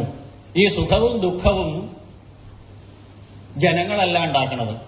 ആരും എനിക്ക് സുഖത്തിനെ കൊണ്ടുവരണില്ല, ആരും എനിക്ക് ദുഃഖത്തിനെ കൊണ്ടുവരണില്ല. മനസ്സാണ് ഇതിനൊക്കെ കാരണം. സുഖത്തിനെയും ദുഃഖത്തിനെയും സൃഷ്ടിക്കുന്നത് മനസ്സ് തന്നെയാണ് എന്ന് പറഞ്ഞിട്ട് ഇനി നിഷേധം പറയാണ്. അല്ല അല്ല അല്ല അല്ല എന്ന്. ഈ ജനങ്ങളാണോ എന്റെ ദുഃഖത്തിന് കാരണം? അല്ലേ അല്ല. അതിന് പറയണു ജനസ്തുഹേതു സുഖദുഃഖയോശ്ചൽ കിമാത്മനശ്ചാത ഭൗമയോസ്തൽ ജിഹ്വാങ്കോജൽ സംദശതി സ്വതദ്ഭി തദ്വേദനായാം കഥമായ കുപ്യൽ. ഇവിടെ ജനങ്ങളാണ് ഈ സുഖത്തിനും ദുഃഖത്തിനും കാരണം എന്നുണ്ടെങ്കിൽ എങ്ങനെ അത് ശരിയാവും എന്നാ ചോദിച്ചത്. ഈ ജനങ്ങളെല്ലാം, എല്ലാ ജനങ്ങളിലും എന്റെ സ്വരൂപം തന്നെയാണ്. ജനങ്ങളെങ്ങനെ എന്റെ ആവും? നേരത്തെ പറഞ്ഞതുപോലെ എല്ലാ ജനങ്ങളുടെയും ശരീരം പാഞ്ചഭൗതികം. എല്ലാ ജനങ്ങളുടെയും ഉള്ളിലുള്ളത് ഈശ്വര ചൈതന്യം. അപ്പൊ ബാഹ്യമായിട്ടും ആന്തരികമായിട്ടും വ്യത്യാസം ഒന്നും തന്നെ ഇല്ല. അപ്പൊ പിന്നെ ജനങ്ങളാണ് എന്ന് എങ്ങനെ പറയും? അതിന് ഉദാഹരണമായിട്ട് ഭഗവാൻ ആ ഭിക്ഷുവിന്റെ വാക്കുകൾ പറഞ്ഞത് നമുക്ക് ഇടയ്ക്കിടയ്ക്ക് പറ്റുന്നതാണ്. ജിഹ്വാം ക്വചിൻ സ്വതദ്ഭി തദ്വേദനായാം കഥമായ കുപ്യൽ. ഈ സുഖത്തിനും ദുഃഖത്തിനും കാരണം ജനങ്ങളാണ് എങ്കിൽ അതെങ്ങനെ ശരിയാവും? ഈ ജനങ്ങൾ എന്ന് പറയുന്നത് ഭൂമിയുടെ തന്നെ വികാരങ്ങളാണ്, പൃഥ്വീഭൂതമാണ് എന്നർത്ഥം. നമ്മളെല്ലാവരും ഒരേ ചൈതന്യം തന്നെയാണ്. അപ്പൊ നമ്മളെല്ലാവരും ഒന്നാണ് എങ്കിൽ ഒരാള് മറ്റേയാളെ എങ്ങനെ ദ്രോഹിച്ചു എന്ന് പറയാൻ പറ്റും? ജനസ്തു ഹേതു സുഖദുഃഖയോസ്തൽ കിം ആത്മനശ്ചാത്ര ഭൗമയോസ്തൽ. ആത്മാവിൽ നിന്ന് അന്യമായിട്ട് ഒന്നും തന്നെയില്ല. നിങ്ങളുടെ ഉള്ളിലിരിക്കുന്നതും ഈശ്വര ചൈതന്യം, എന്റെ ഉള്ളിലിരിക്കുന്നതും ഈശ്വര ചൈതന്യം. നിങ്ങളുടെ ഉള്ളില് ഗുരുവായൂരപ്പൻ, എന്റെ ഉള്ളില് ഗുരുവായൂരപ്പൻ. ഒരു ഗുരുവായൂരപ്പൻ വേറൊരു ഗുരുവായൂരപ്പനെ ഉപദ്രവിക്കുമോ? ഒന്നാമത് രണ്ട് ഗുരുവായൂരപ്പൻ എന്നുള്ളത് ഇല്ല, അത് വേറൊരു കാര്യം. അപ്പൊ ഒരു ഗുരുവായൂരപ്പൻ വേറൊരു ഗുരുവായൂരപ്പനെ എങ്ങനെ ഉപദ്രവിക്കാനായിട്ട് സാധിക്കും? അത് സാധിക്കില്ല. അപ്പൊ ഉപദ്രവിച്ചു എന്ന് തോന്നുന്നത് മനസ്സിന്റെ വികല്പം കൊണ്ടാണ്. എല്ലാവരുടെ ഉള്ളിലും ഭഗവാൻ സത്യസായിബാബയോട് ഒരിക്കലൊരു വിദേശ പത്രപ്രവർത്തകൻ ചോദിച്ചുത്രേ, അങ്ങ് ഈശ്വരനാണോ എന്ന്. ഒരു സെക്കൻഡ് പോലും മറുപടി വൈകാതെ അദ്ദേഹം മറുപടി പറഞ്ഞു, അതെ, നിങ്ങളെ പോലെ തന്നെയെന്ന്. നിങ്ങളുടെ ഉള്ളിൽ ഈശ്വര ചൈതന്യം, എന്റെ ഉള്ളിലും ഈശ്വര ചൈതന്യം. അപ്പൊ പിന്നെ ആരെ ദ്രോഹിച്ചു? ആരെ ദ്രോഹിക്കണം? നമ്മൾ ഒരാളെ ചീത്ത പറഞ്ഞു എന്ന് വിചാരിക്കുക. നമ്മൾ ചീത്ത പറയുമോ? അങ്ങനെയാണെങ്കിൽ ആ കേൾക്കുന്ന ആളുടെ ഉള്ളിലും ഗുരുവായൂരപ്പൻ, എന്റെ ഉള്ളിലും ഗുരുവായൂരപ്പൻ ആണെങ്കിൽ ഞാൻ ചീത്ത പറയുന്നത് ഗുരുവായൂരപ്പനെയാണെന്ന് ചിന്തിക്കില്ലേ? ഇത് ബോധ്യം വരാത്തതുകൊണ്ടാണ് നമ്മൾ ചീത്ത പറയണേ, നമ്മൾ ഉപദ്രവിക്കണേ. മറ്റ് ശ്രോതാക്കളുടെ ഉള്ളില്, ബാക്കി എല്ലാവരുടെ ഉള്ളിലും ഈശ്വരനാണ് എന്നറിഞ്ഞാൽ നമ്മൾ ആരെയും ചീത്ത പറയില്ല, നമുക്ക് ആരെയും ഉപദ്രവിക്കണമെന്നും തോന്നില്ല. അപ്പോ എല്ലാവരുടെ ഉള്ളിലും ഒരേ ഈശ്വര ചൈതന്യം തന്നെയാണെന്നിരിക്കെ എങ്ങനെയാ ഈ ജനങ്ങളാണെന്ന് പറയാൻ സാധിക്കണത്? ഞാൻ വേറെ അയാള് വേറെയാണെങ്കിലല്ലേ ദ്രോഹിച്ചു എന്ന് പറയാൻ പറ്റുള്ളൂ. എന്റെ ഉള്ളിലിരിക്കുന്ന ഗുരുവായൂരപ്പൻ വേറൊരാളുടെ ഉള്ളിലിരിക്കുന്ന ഗുരുവായൂരപ്പനെ തന്നെ ദ്രോഹിച്ചു എന്നെങ്ങനെ പറയാൻ പറ്റും? അതിന് പറഞ്ഞത്, ഉദാഹരണം പറഞ്ഞത്, ആഹാരം കഴിക്കുമ്പോഴേ, ചപ്പാത്തി തിന്നുമ്പോഴോ പൊറോട്ട തിന്നുമ്പോഴോ ഒക്കെ നമുക്കിടയ്ക്ക് പറ്റാറുണ്ട്. നമ്മുടെ നാവിന്റെ ഇടയിൽപ്പെട്ട്,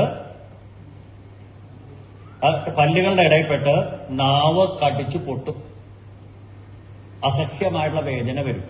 ചപ്പാത്തിയും പൊറോട്ടയും കഴിക്കുമ്പോഴേ നമ്മുടെ പല്ലുകൾക്കിടയിൽപ്പെട്ട് നമ്മുടെ നാവ് പൊട്ടിയിട്ട് ചോര വരും. ആരെങ്കിലും ആ നേരത്ത് എന്തെങ്കിലും ചോദിക്കാൻ വന്നാലോ, എന്താ പറ്റിയെന്ന് ചോദിച്ചു കഴിഞ്ഞാൽ അവന്റെ നേരെ നമ്മൾ അട്ടഹസിക്കും. മനുഷ്യന് ഇവിടെ പ്രാണവേദന തിരിക്കുന്ന നേരത്താണ് അവന്റെ ഒരു ശൃംഗാര ചോദ്യം. ഭാഗവതം ചോദിക്കുക, എന്തിനാ അവന്റെ മെക്കിട്ട് കയറിയ നിങ്ങൾ? നിങ്ങളുടെ പല്ലുകളുടെ ഇടയിൽപ്പെട്ട് നിങ്ങളുടെ നാവ് നിങ്ങൾ തന്നെ കടിച്ചു പൊട്ടിച്ചതിന് ദേഷ്യം മുഴുവൻ വേറൊരുത്തനോട്. ആരാന്റെ ഉത്തരവാദി? സ്വയംകൃതാനർത്ഥല്ലേ? അവനവന്റെ നാവ് അവനവന്റെ പല്ലുകൾക്കിടയിൽപ്പെട്ട് കടിച്ചു പൊട്ടിച്ചതിന് എന്തിനാണ് മറ്റുള്ളവരോട് ദേഷ്യപ്പെടുന്നത് എന്ന് ചോദിക്കണം. ജിഹ്വാം ക്വചിത് സംദസതി സ്വതദ്ഭി തദ്വേദനായാം കഥമായ കുപ്യൽ. അതിന് പിന്നെ ആരോടാണ് ഈ ദുഃഖിക്കേണ്ടതായിട്ടുള്ള കാര്യം? പിന്നെ ആത്മാവാണ് സുഖദുഃഖങ്ങൾക്ക് കാരണമെങ്കിൽ ആത്മാവാണ് എന്ന് വാദിക്കാം. നേരത്തെ ഭിക്ഷു പറഞ്ഞു, ന ദേവത ന ആത്മാ, ആത്മാവല്ല. ഈ ആത്മാവുമല്ല സുഖദുഃഖത്തിന് കാരണം. ആത്മാവാണ് സുഖദുഃഖങ്ങൾക്ക് കാരണമെന്നുണ്ടെങ്കിൽ ആത്മാവിന്റെ ഗുണങ്ങളാണ് സുഖവും ദുഃഖവും എന്ന് പറയേണ്ടി വരും. നമ്മൾ ഇത്രയും നേരം കേട്ടതെന്താ? ആത്മാവ് നിർഗുണനാണ്, നിർവികാരനാണ്, സുഖവും ദുഃഖവും ഇല്ല, കീർത്തി അപകീർത്തികളില്ല, ബഹുമാന അപമാനങ്ങളില്ല, ദ്വൈതങ്ങൾക്ക് അതീതമാണ്. ആത്മാവ് ഏകനാണ്, ശുദ്ധനാണ്, നിർഗുണനാണ്, നിർവികാരനാണെന്നാ ഇത്രയും നേരം കേട്ടത്.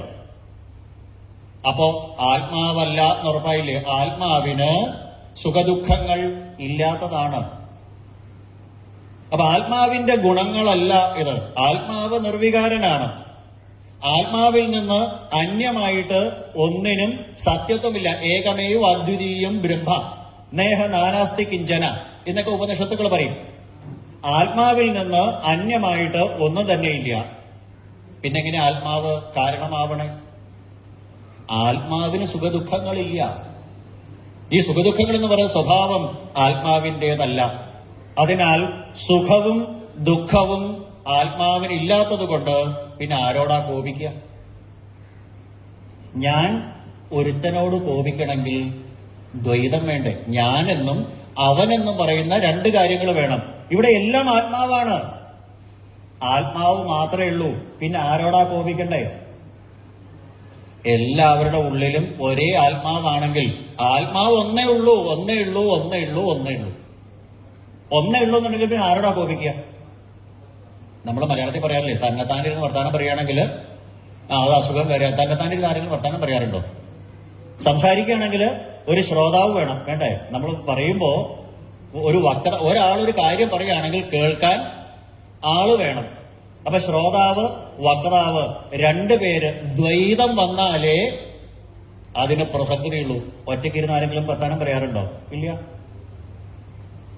അപ്പൊ ആത്മാവ് മാത്രമേ ഉള്ളൂ എന്ന അവസ്ഥയിൽ ആരോടാ കോപിക്കുക?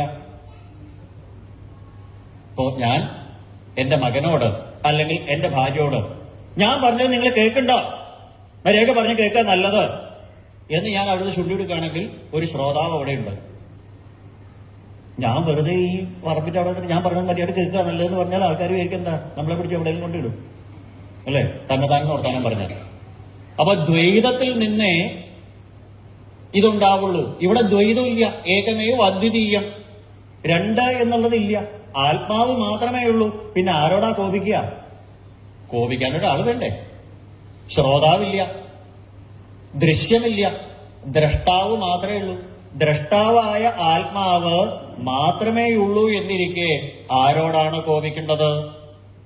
അപ്പൊ രണ്ട് കാര്യങ്ങളാ. ഒന്ന്, ആത്മാവ് എന്നത് നിർവികാരനായതുകൊണ്ടും ആത്മാവിൽ നിന്ന് അന്യമായ വസ്തു വേറെ ഇല്ല എന്നതുകൊണ്ടും ആരോടും കോപിക്കാനില്ല.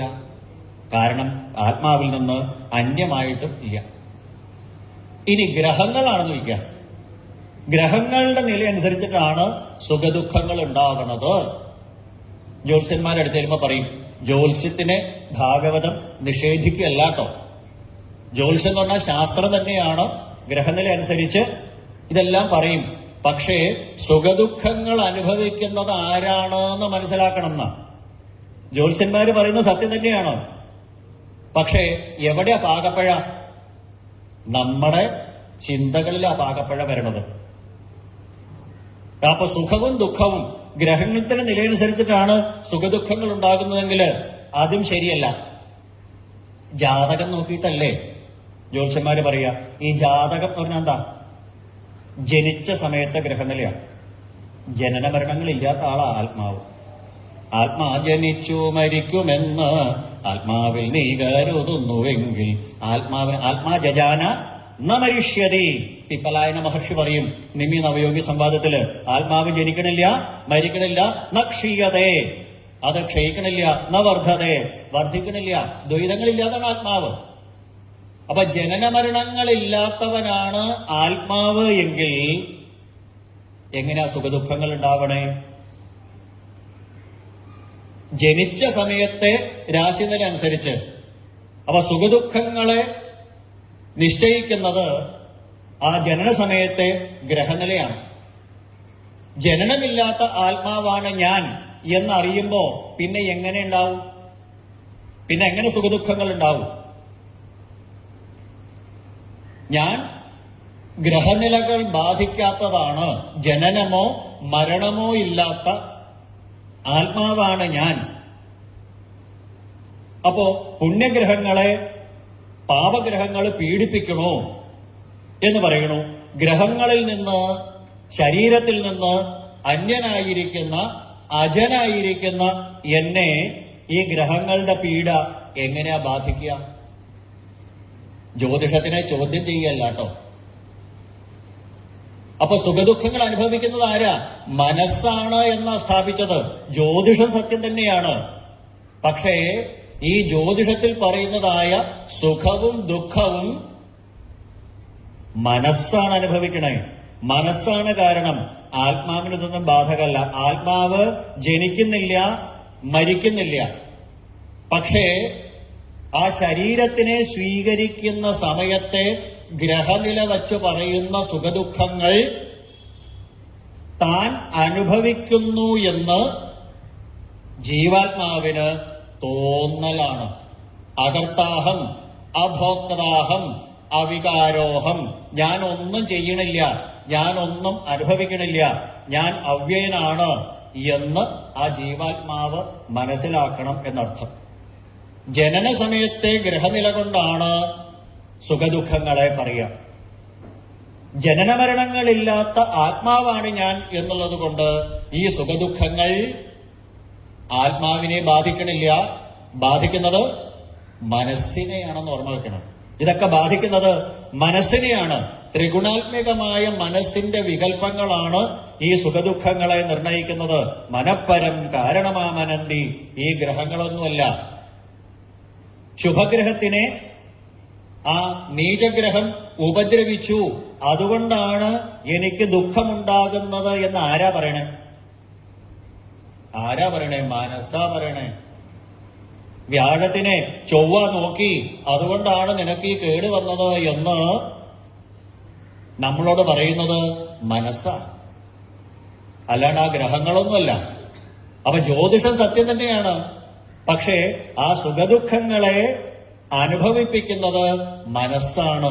ആത്മസ്വരൂപിയായ, അജനായ, ജനനമരണങ്ങളില്ലാത്തവനായ എനിക്ക് ഇതൊന്നും ബാധകമല്ല. പക്ഷേ മനസ്സിന്റെ തോന്നലുകൊണ്ട് ഇതൊക്കെ സത്യമാണ് എന്ന് തോന്നുന്നു. ഇനി കർമ്മമാണെന്ന് വിചാരിക്കുക. താൻ നിരന്തരം ചെയ്യുന്നതിൻ ഫലം താൻ അനുഭവിച്ചിടുകെന്നേ വരൂ എന്ന് പറഞ്ഞു നമ്മള്. പുണ്യകർമ്മത്തിന്റെ ഫലമായിട്ട് സുഖമുണ്ടാവണു, പാപത്തിന്റെ ഫലമായിട്ട് ദുഃഖമുണ്ടാവണു. അതുകൊണ്ട് കർമ്മങ്ങളാണ് സുഖദുഃഖങ്ങളുടെ കാരണം എന്ന് പറഞ്ഞാൽ അതും സമ്മതല്ല എന്നാണ് ഭിക്ഷു പറഞ്ഞത്. അതെന്താ കാരണം? ഈ കർമ്മം ചെയ്യുന്നത് ആരാ? പാഞ്ചഭൗതികമായ ഈ സ്ഥൂല ശരീരം ജഡമാണ്. അപ്പൊ ഈ ജഡത്തിനെ കൂടി ശരീരത്തിന് കർമ്മം ചെയ്യാൻ പറ്റുമോ? മരിച്ചു കിടക്കണ ആൾ എന്തെങ്കിലും ചെയ്യണ്ടോ? ഇല്ല. അപ്പൊ ജഡമായ ശരീരം കർമ്മങ്ങൾ ചെയ്യണില്ല.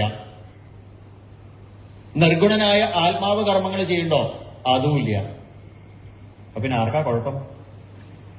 ഇതാണ് ഉദ്ധവൻ ചോദിച്ചേ, ആരാണ് ബദ്ധൻ, ആരാണ് മുക്തൻ? ഇതിന്റെ ഉത്തരം കിട്ടിയാൽ ആൻസർ വളരെ സിമ്പിളാ. അപ്പൊ സ്ഥൂല ശരീരം എന്ന് പറയുന്നത് പാഞ്ചഭൗതികമായിരിക്കുന്ന ഈ ജഡശരീരം, ഈ പാഞ്ചഭൗതികമായ ഈ സ്ഥൂല ശരീരം എന്ന് പറയുന്നത് ജഡമാണ്, കത്തിച്ചു കളയുന്നതാണ്. അതിന് കർമ്മങ്ങൾ ചെയ്യാൻ കഴിവില്ല. ആത്മാവിന് കർമ്മത്തിന്റെ ആവശ്യമുണ്ടോ? ഒന്നുമില്ല. ആനന്ദസ്വരൂപനായിരിക്കുന്ന ആത്മാവിന് എന്തിനാ കർമ്മം? കർമ്മത്തിന്റെ ആവശ്യമില്ല. അപ്പൊ പിന്നെ ആ കർമ്മവും ആണ് എന്ന് പറയാൻ പറ്റില്ല. അപ്പൊ ജഡമായ ശരീരവും നിർഗുണമായ ആത്മാവും ചേർന്നാണ് കർമ്മങ്ങൾ ചെയ്യണമെന്ന് പറയാൻ പറ്റുമോ? ജഡമായ ശരീരത്തിന് കർമ്മം ചെയ്യാൻ പറ്റില്ല. മനസ്സിലാവുന്നുണ്ടെന്ന് വിചാരിക്കുന്നു. ജഡമായ ശരീരത്തിന് കർമ്മം ചെയ്യാൻ പറ്റില്ല. മരിച്ചു കിടക്കണം, ഒന്നും ചെയ്യണില്ല. ആനന്ദസ്വരൂപിയായിരിക്കുന്ന ആത്മാവിന് കർമ്മത്തിന്റെ ആവശ്യമില്ല, ഒന്നും ചെയ്യേണ്ട കാര്യമില്ല. അകർത്താഹം. എന്നാ രണ്ടുപേരും കൂടിയിട്ടാണെന്ന് വിചാരിക്കുക. ജഡമായ ശരീരവും ചൈതന്യ സ്വരൂപമായിരിക്കുന്ന ആത്മാവും ചേർന്നിട്ടാണ് എന്ന് പറഞ്ഞാൽ ആദ്യം ശരിയാവില്ല. ഇരുട്ടും വെളിച്ചം കൂടെ ഒരുമിച്ച് ചെയ്യുമോ? എവിടെയെങ്കിലും കേട്ടുണ്ടോ ഇരുട്ടും വെളിച്ചം കൂടെ ഒരുമിച്ച്? ഇരുട്ട് എന്ന് പറഞ്ഞാൽ എന്താ? വെളിച്ചമില്ലാത്ത അവസ്ഥക്കാ ഇരുട്ടെന്ന് പറയാം. ഇരുട്ടെന്ന് പറഞ്ഞ സാധനമില്ല. വെളിച്ചം മാത്രമേ സത്യമായിട്ടുള്ളൂ. വെളിച്ചമില്ലാത്ത അവസ്ഥക്കാണ് ഇരുട്ടെന്ന് പറയുക. എവിടെ വെളിച്ചം വന്നോ അവിടെ ഇരുട്ട് പോവും. എവിടെ വെളിച്ചം പോയോ അവിടെ ഇരുട്ട് വരും. അപ്പൊ ഇരുട്ടും വെളിച്ചവും ബ്ലാക്ക് ആൻഡ് വൈറ്റ് ഒരുമിച്ച് ചേർന്നിരിക്കില്ല. ഇരുളും വെളിച്ചവും ഒരുമിച്ച് ചേർന്നിരിക്കില്ല എന്ന് പറയുന്നത് പോലെ ജഡമായ ശരീരവും ചൈതന്യ സ്വരൂപിയായ ആത്മാവും ചേർന്നാണ് കർമ്മങ്ങൾ ചെയ്യുന്നത് എന്ന് പറഞ്ഞാലും സ്വീകരിക്കാൻ പറ്റില്ല. അപ്പൊ പിന്നെ ആരാ ഇതിന്റെയൊക്കെ കാരണക്കാരൻ? മനസ്സ് തന്നെയാണ്. ഈ കർമ്മങ്ങളൊക്കെ ഞാൻ ചെയ്യണോ, ഇതിന്റെ ഫലമൊക്കെ ഞാൻ അനുഭവിക്കണോ എന്ന് ചിന്തിപ്പിക്കുന്നത് മനസ്സാണ്. ശരിയല്ലേ? നമുക്ക് ചിന്തിച്ചാൽ അറിയാലോ, ഈ ജഡമായ ശരീരത്തിന് കർമ്മം ചെയ്യാൻ പറ്റില്ല, ഉറപ്പാ. ആത്മാവിനാണെങ്കിലോ കർമ്മങ്ങൾ ചെയ്യേണ്ട ആവശ്യമില്ല. പിന്നെ ആരാ ഈ കർമ്മങ്ങളൊക്കെ ചെയ്യണേ? ആർക്കാ സുഖദുഃഖങ്ങൾ ഉണ്ടാവണേ? ആർക്കുമില്ല. മനസ്സിന്റെ തോന്നൽ കൊണ്ടാണ്. നേരത്തെ പറഞ്ഞില്ലേ, ഈ ജീവാത്മാവ് മനസ്സുമായിട്ട് അഭേദ്യമായ ബന്ധം സ്ഥാപിച്ചിരിക്കുന്നത് കൊണ്ട് ജീവാത്മാവിന് തോന്നണു ഇതൊക്കെ താൻ ചെയ്യുന്നതാണ് എന്ന്. അപ്പൊ ജഡമായ ശരീരവും ചൈതന്യമായ ആത്മാവും കൂടി ചേർന്ന് കർമ്മമുണ്ടാവണു എന്ന് പറഞ്ഞാലും അതിന് യുക്തിയില്ല. കാരണം ഇരുട്ടും വെളിച്ചവും ഒരേ സമയത്ത് ഒരുമിച്ച് ചേരില്ല. ജഡവും ചൈതന്യവും ഒരുമിച്ച് ചേർന്ന് കർമ്മം ഉണ്ടാവില്ല.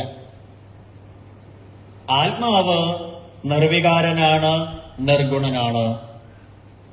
ജഡം ആണ് ശരീരം. അവ രണ്ട് ചേർന്നാലും കർമ്മമില്ല. അപ്പോ കർമ്മങ്ങളല്ല കാരണം. അപ്പൊ സുഖദുഃഖങ്ങൾക്ക് കാരണം എന്താ? മനസ്സാണ്. സിമ്പിളായിട്ട് പറഞ്ഞാൽ, ഞാൻ ഇന്നത് ചെയ്തത് കൊണ്ടാണ് ഞാൻ ഇന്നത് അനുഭവിക്കണത് എന്ന് നമ്മളോട് പറഞ്ഞത് ആരാ? നമ്മുടെ മനസ്സാ.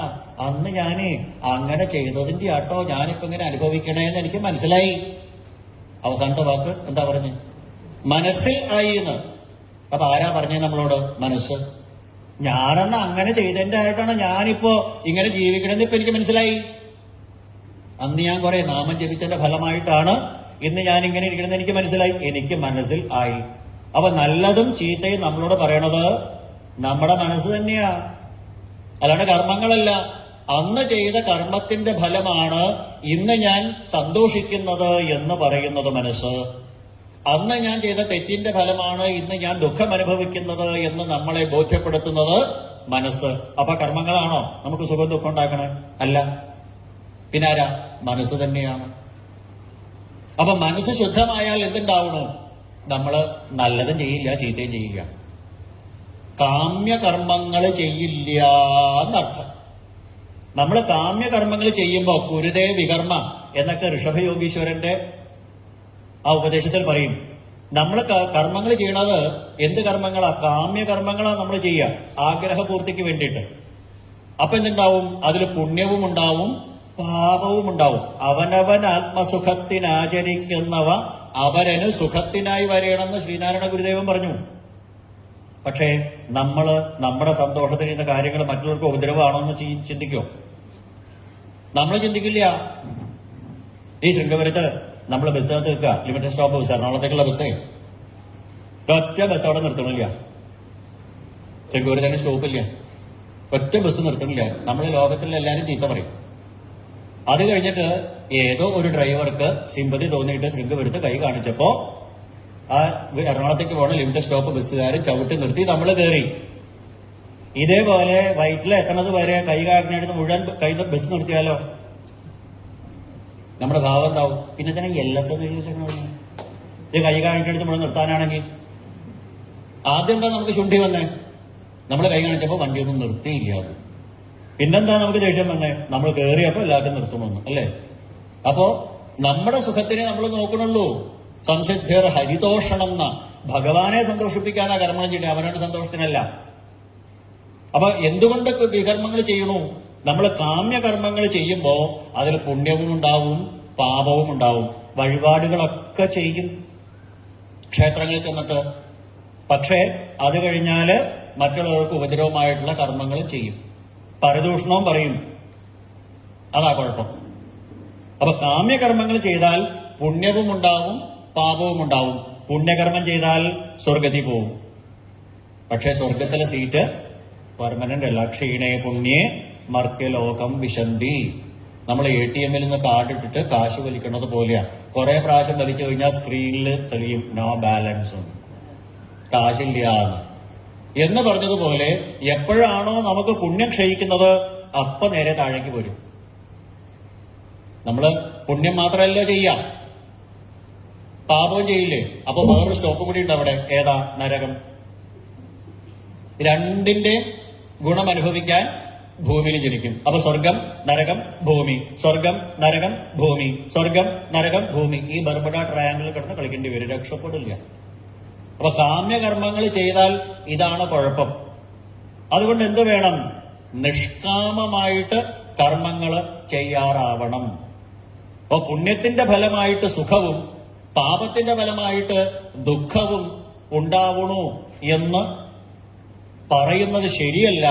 കാരണം ആത്മാവ് നിർഗുണനാണ്, നിഷ്ക്രിയനാണ്, നിർവികാരനാണ്.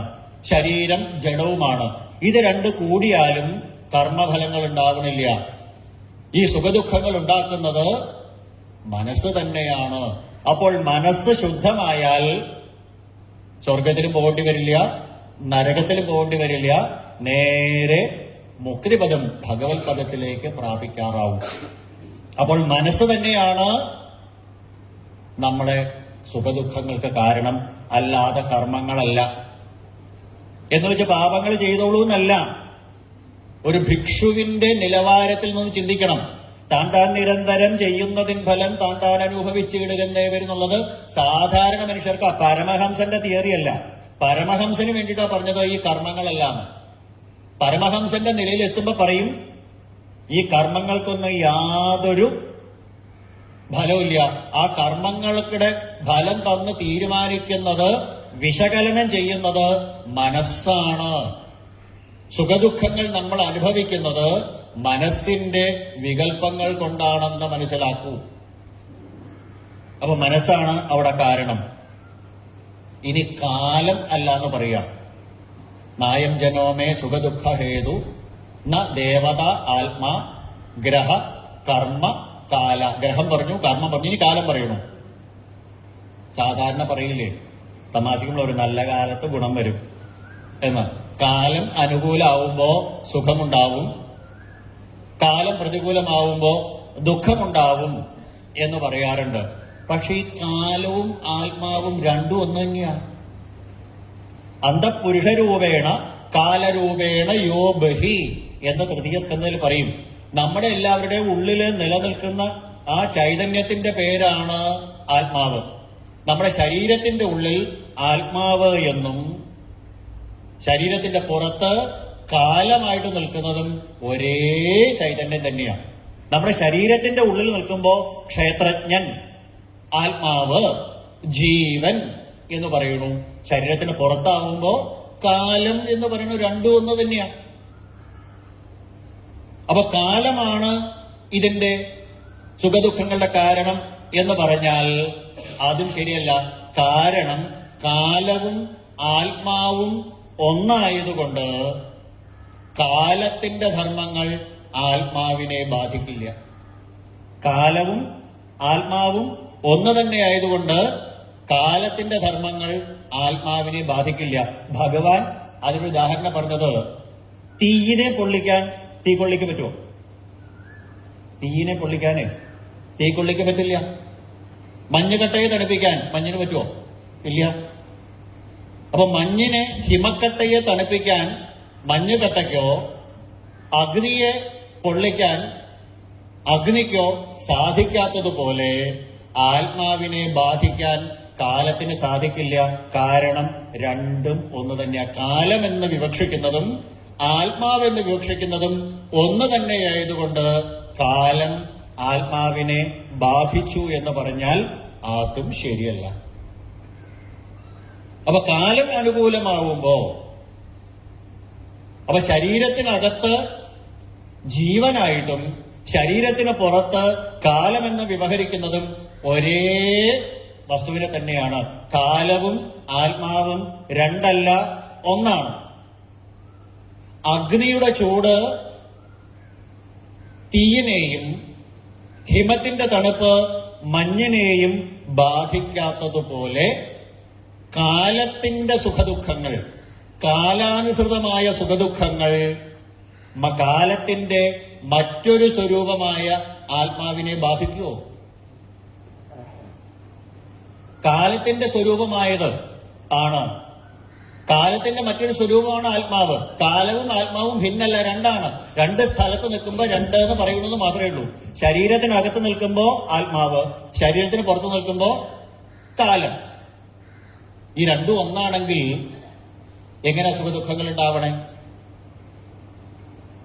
ഒരിക്കലും സുഖദുഃഖങ്ങൾ ഉണ്ടാവില്ല. നേരത്തെ ദേവതമാരുടെ കാര്യം പറഞ്ഞതുപോലെയാ. എന്റെ ഇടത്തെ കാലുമേയുള്ള ദേവത തന്നെയാണ് എന്റെ വലത്തെ കാലുമേ. ഇടത്തെ കാലിന്റെ നഖം കൊണ്ട് വലത്തെ കാലിന്റെ പുറകുഭാഗം പൊട്ടിച്ചോരങ്ങനെ വരിക. നമ്മൾ നടക്കുമ്പോഴേ ഇടയ്ക്ക് പറ്റാറുണ്ട്. നഗ്നപാതരായിട്ട് നടക്കുമ്പോൾ ഷൂസൊക്കെ അല്ലാതെ ആയിരിക്കാം. നീണ്ടു നിൽക്കണ ഇടത്തെ കാലിന്റെ നഖം കൊണ്ട് വലത്തെ കാലിന്റെ പുറകിൽ പൊട്ടി ഇങ്ങനെ ചോര വരിക. ഇടത്തെ കാലെ നീയല്ലേ എന്റെ വലത്തെ കാലം ചോദിച്ചാൽ നിന്നെ ഞാൻ വെട്ടിക്കളയാന്ന് പറഞ്ഞ ഇടത്തെ കാലം നമ്മൾ ആരെങ്കിലും വെട്ടിക്കളയാറുണ്ടോ? എന്താ കാരണം?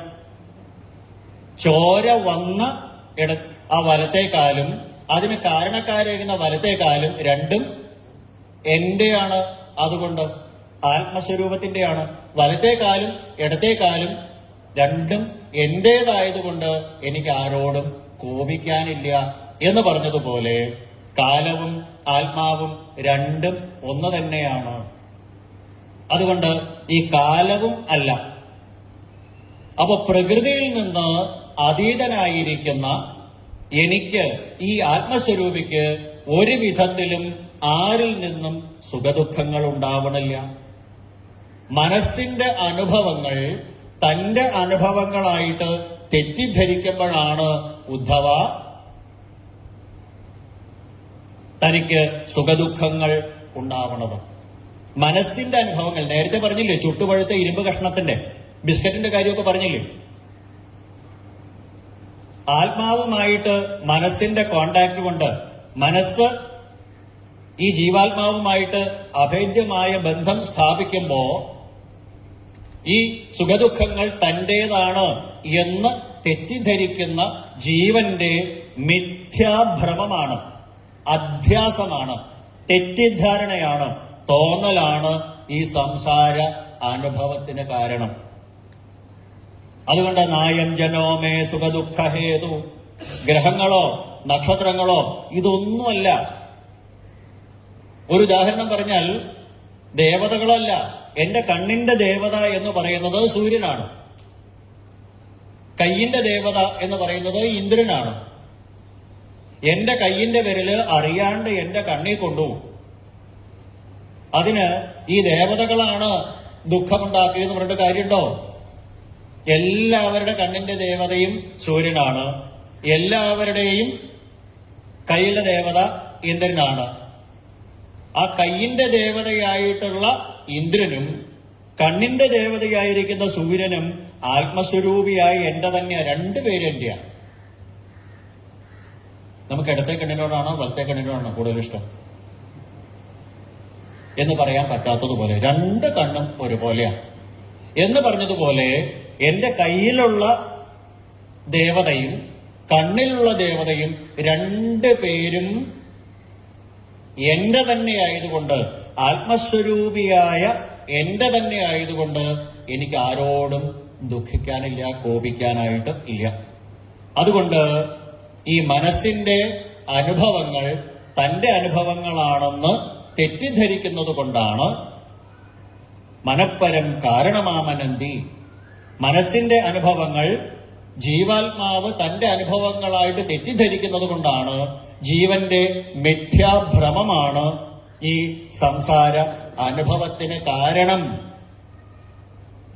എന്ന് ബോധ്യപ്പെട്ടാൽ ഒന്നിനെക്കുറിച്ചും ദുഃഖിക്കേണ്ടതില്ല, ഒന്നിനെക്കുറിച്ചും സുഖിക്കേണ്ടതും സന്തപിക്കേണ്ടതുമില്ല, സന്തോഷിക്കേണ്ടതുമില്ല. അപ്പൊ പൂർവികരായിരിക്കുന്ന ഋഷികളെ പോലെ ബ്രഹ്മനിഷ്ഠനായിട്ട് ഞാനും ആ ഭഗവത് പാദാരവിന്ദങ്ങളെ ആശ്രയിച്ച് ഭക്തിയെ വളർത്തി അജ്ഞാനത്തിന്റെ സാഗരത്തിനെ അക്കരെ കടക്കും എന്ന് ആ ഭിക്ഷു മനസ്സിലാക്കി ഉദ്ധവ. അങ്ങനെ ഭിക്ഷു മനസ്സിലാക്കിയത് എന്താ? സുഖദുഃഖപ്രദോ നാന്യ പുരുഷസ്യാത്മവിഭ്രമം. സുഖവും ദുഃഖവും എന്ന് പറയുന്നത് മനുഷ്യന്റെ തോന്നലുകൾ മാത്രമാണ്. അർത്ഥേഹ വിദ്യമാനേപി സംസൃതർമ്മ നിവർത്തതയെന്ന് ആദ്യം പറഞ്ഞത്. ഈ യഥാർത്ഥത്തില് ഈ പ്രപഞ്ച അനുഭവം ഇല്ലാത്തതാണെങ്കിലും ഉണ്ട് എന്ന് തോന്നാനുള്ള കാരണം ജീവാത്മാവ് ത്രിഗുണാത്മികമായിരിക്കുന്ന മനസ്സുമായിട്ട് അഭേദ്യമായ ബന്ധം സ്ഥാപിക്കുന്നത് കൊണ്ടാണ്. പ്രത്യേകം ഓർമ്മ വെക്കണം, ജീവാത്മാവ് നിർഗുണം, മനസ്സ് ത്രിഗുണാത്മികം. നിർഗുണമായ ജീവാത്മാവ് ത്രിഗുണാത്മികമായ മനസ്സുമായിട്ട് അഭേദ്യമായ ബന്ധം സ്ഥാപിക്കുമ്പോൾ ത്രിഗുണാത്മികമായ മനസ്സിലെ വികാര വിചാരങ്ങൾ, അനുഭവങ്ങൾ തന്റേതാണെന്ന് നിർഗുണനായിരിക്കുന്ന ജീവാത്മാവ് തെറ്റിദ്ധരിച്ച് ഭ്രമിക്കുന്നത് കൊണ്ടാണ് ഇത് സംഭവിക്കുന്നത്. നേരത്തെ പറഞ്ഞ ഉദാഹരണത്തിന് ഏറ്റവും നല്ലത്, ഒരു ഗ്ലാസ് ടംബ്ലറിൽ ക്ലിയർ ആയിട്ടിരിക്കുന്ന വെള്ളം വെച്ചു കഴിഞ്ഞാൽ അതിനകത്തേക്ക് 2-3 തുള്ളി കറുത്ത മഷി ഒഴിച്ചാൽ ആ ഗ്ലാസ്സിലെ വെള്ളം മുഴുവൻ കറുത്തമയമായി തീരുന്നതുപോലെ നിർഗുണമായിരിക്കുന്ന ജീവാത്മാവ് ത്രിഗുണാത്മികമായിരിക്കുന്ന മനസ്സുമായിട്ട് അഭേദ്യമായ ബന്ധം സ്ഥാപിക്കുമ്പോൾ മനോധർമ്മങ്ങൾ തന്റെ ധർമ്മങ്ങളാണെന്ന് തെറ്റിദ്ധരിക്കണം. ആ ഗ്ലാസ് ടംബ്ലറിലെ ക്രിസ്റ്റൽ ക്ലിയർ വെള്ളം എന്ന് പറയുന്നത് പരിശുദ്ധനായ ജീവാത്മാവ്. അതിലേക്കുള്ള 2-3 തുള്ളി കറുത്ത മഷി എന്ന് പറയുന്നത് ആ സംസാര ദുഃഖം അല്ലെങ്കിൽ സുഖം അല്ലെങ്കിൽ വിഷയം അല്ലെങ്കിൽ മനസ്സെന്ന് പറയുന്നത്. അപ്പൊ ഗ്ലാസ് ടംബ്ലറിലെ വെള്ളം എന്ന് പറയുന്നത് ജീവാത്മാവായിട്ട് സങ്കല്പിച്ചാൽ 2-3 തുള്ളി മഷി എന്ന് പറയുന്നത് മനസ്സായിട്ട് സങ്കല്പിച്ചാൽ ആ ഗ്ലാസ്സിലെ വെള്ളം മുഴുവൻ കറുത്തതായിട്ട് മാറണു എന്ന് പറയുന്നത് പോലെ ത്രിഗുണാത്മികമായ മനസ്സുമായിട്ടുള്ള അഭേദ്യമായ സമ്പർക്കം കൊണ്ട് നിർഗുണനായിരിക്കുന്ന ജീവാത്മാവിന് മനോധർമ്മങ്ങൾ തന്റെ ധർമ്മങ്ങളായിട്ട് തെറ്റിദ്ധരിക്കുന്നത് കൊണ്ട് സുഖമെന്നോ ദുഃഖമെന്നോ ഉള്ള വികാരങ്ങൾ ഉണ്ടാവുന്നു. അതുകൊണ്ട് ഉദ്ധവ, വിവേകം കൊണ്ട്, അന്ധക്കരണ വൃത്തികൾ കൊണ്ട് സ്വയം വിശകലനം ചെയ്യണം. ഞാൻ ആത്മസ്വരൂപിയാണ്, ഞാൻ ബ്രഹ്മസ്വരൂപിയാണ്, ഞാൻ ആനന്ദസ്വരൂപിയാണ്, അച്യുതനാണ്, അവ്യയനാണ്, അനന്തനാണ്, അനശ്വരനാണ്, അകർത്താവാണ്, അഭോക്താവാണ്, നിഷ്കളനാണ്, നിർഗുണനാണ്, നിർവികാരനാണ്, എല്ലാത്തിനും സാക്ഷിയായിട്ട് നിൽക്കുന്ന ആനന്ദസ്വരൂപനാണ് ഞാൻ എന്ന് മനസ്സിലാക്കിയാൽ ഈ ലോകത്ത് ദ്വന്ദ്വാതീതങ്ങൾക്ക് അതീതമായിട്ട്, സുഖദുഃഖങ്ങൾക്ക് അതീതമായിട്ട് ആനന്ദസ്വരൂപിയായിട്ട് വർത്തിക്കാം. വിവേകം കൊണ്ട് ഇതൊക്കെ മനസ്സിന്റെ തെറ്റിദ്ധാരണകളാണെന്ന് മനസ്സിലാക്കി ഈ പ്രാപഞ്ചിക വിഷയങ്ങളൊന്നും തന്നെ ആനന്ദസ്വരൂപിയായ എന്നെ ബാധിക്കുന്നതല്ല എന്നും എന്റെ മനസ്സിന്റെ വികല്പം കൊണ്ട് സംഭവിക്കുന്ന തെറ്റിദ്ധാരണകളാണെന്നും വിവേകത്തോടെ മനസ്സിലാക്കിയാൽ ആനന്ദസ്വരൂപിയായിട്ട് ഈ ലോകത്ത് സഞ്ചരിക്കാം ഉദ്ധവ എന്ന് അവന്തിദേശത്തെ ബ്രാഹ്മണന്റെ കഥയെ ഉദാഹരിച്ചുകൊണ്ട് ഭഗവാൻ ഉദ്ധവന് പറഞ്ഞു കൊടുത്തു. ഇങ്ങനെയാണ് ഒരു ജീവാത്മാവ് മനസ്സിനെ നിഗ്രഹിക്കേണ്ടത്. പരോഹി യോഗോ മനസ്സമാധി, മനോനിഗ്രഹമാണ് ഒരു ജീവാത്മാവ് സമ്പാദിക്കേണ്ടതായ ഏറ്റവും വലിയ സ്വത്ത്. ഇല്ലെങ്കിൽ ഈ സംസാരത്തിൽ ഭ്രമിച്ചുകൊണ്ടിരിക്കും, രക്ഷപ്പെടാതെ മുക്തി നേടാതെ ചലിച്ചുകൊണ്ടിരിക്കും ഈ സംസാരത്തിൽ. അതുകൊണ്ട് പരോഹി യോഗോ മനസ്സമാധി എന്ന് പറഞ്ഞ് ഉദ്ധവനെ ആ മനോനിഗ്രഹത്തിന്റെ വേദാന്തം ഭഗവാൻ പറഞ്ഞു മനസ്സിലാക്കി. ഈ പ്രകരണം ആ കൊടുങ്ങല്ലൂരമ്മയുടെ ഭക്തവത്സലനായ ഗുരുവായൂരപ്പന്റെ ഗുരുജനങ്ങളുടെ പാദത്തിൽ സമർപ്പിക്കണം. കായേന വാച മനസേന്ദ്രിയർവാ ബുദ്ധ്യാത്മനാവാ പ്രകൃത സ്വഭാവ കരോമീദ്ഗൽ സകലം പരസ്മൈ നാരായണായേതി സമർപ്പയാമി. സ്വസ്തി പ്രജാഭ്യ പരിപാലയന്തന്യായേന മാർഗേണ മഹിം മഹീഷ. ഗോം ബ്രഹ്മണേഭ്യ സുമസ്തു നിത്യം. ലോകാ സമസ്താ സുഖിനോ ഭവന്തു. കരചരണകൃതം വാ കായജം കർമ്മജം വാ ശ്രവണനയനജം വാ മാനസം വാ അപരാധം വിദിതമവിദിതം വാ സർവമേധൽ ക്ഷമസ്വ. ശിവ ശിവ കരുണാബ്ധേ ശ്രീമഹാദേവ ശംഭോ. നമഃ പാർവതീപതയേ. ഹര ഹര മഹാദേവ. സർവത്ര ഗോവിന്ദനാമ സങ്കീർത്തനം. ഗോവിന്ദ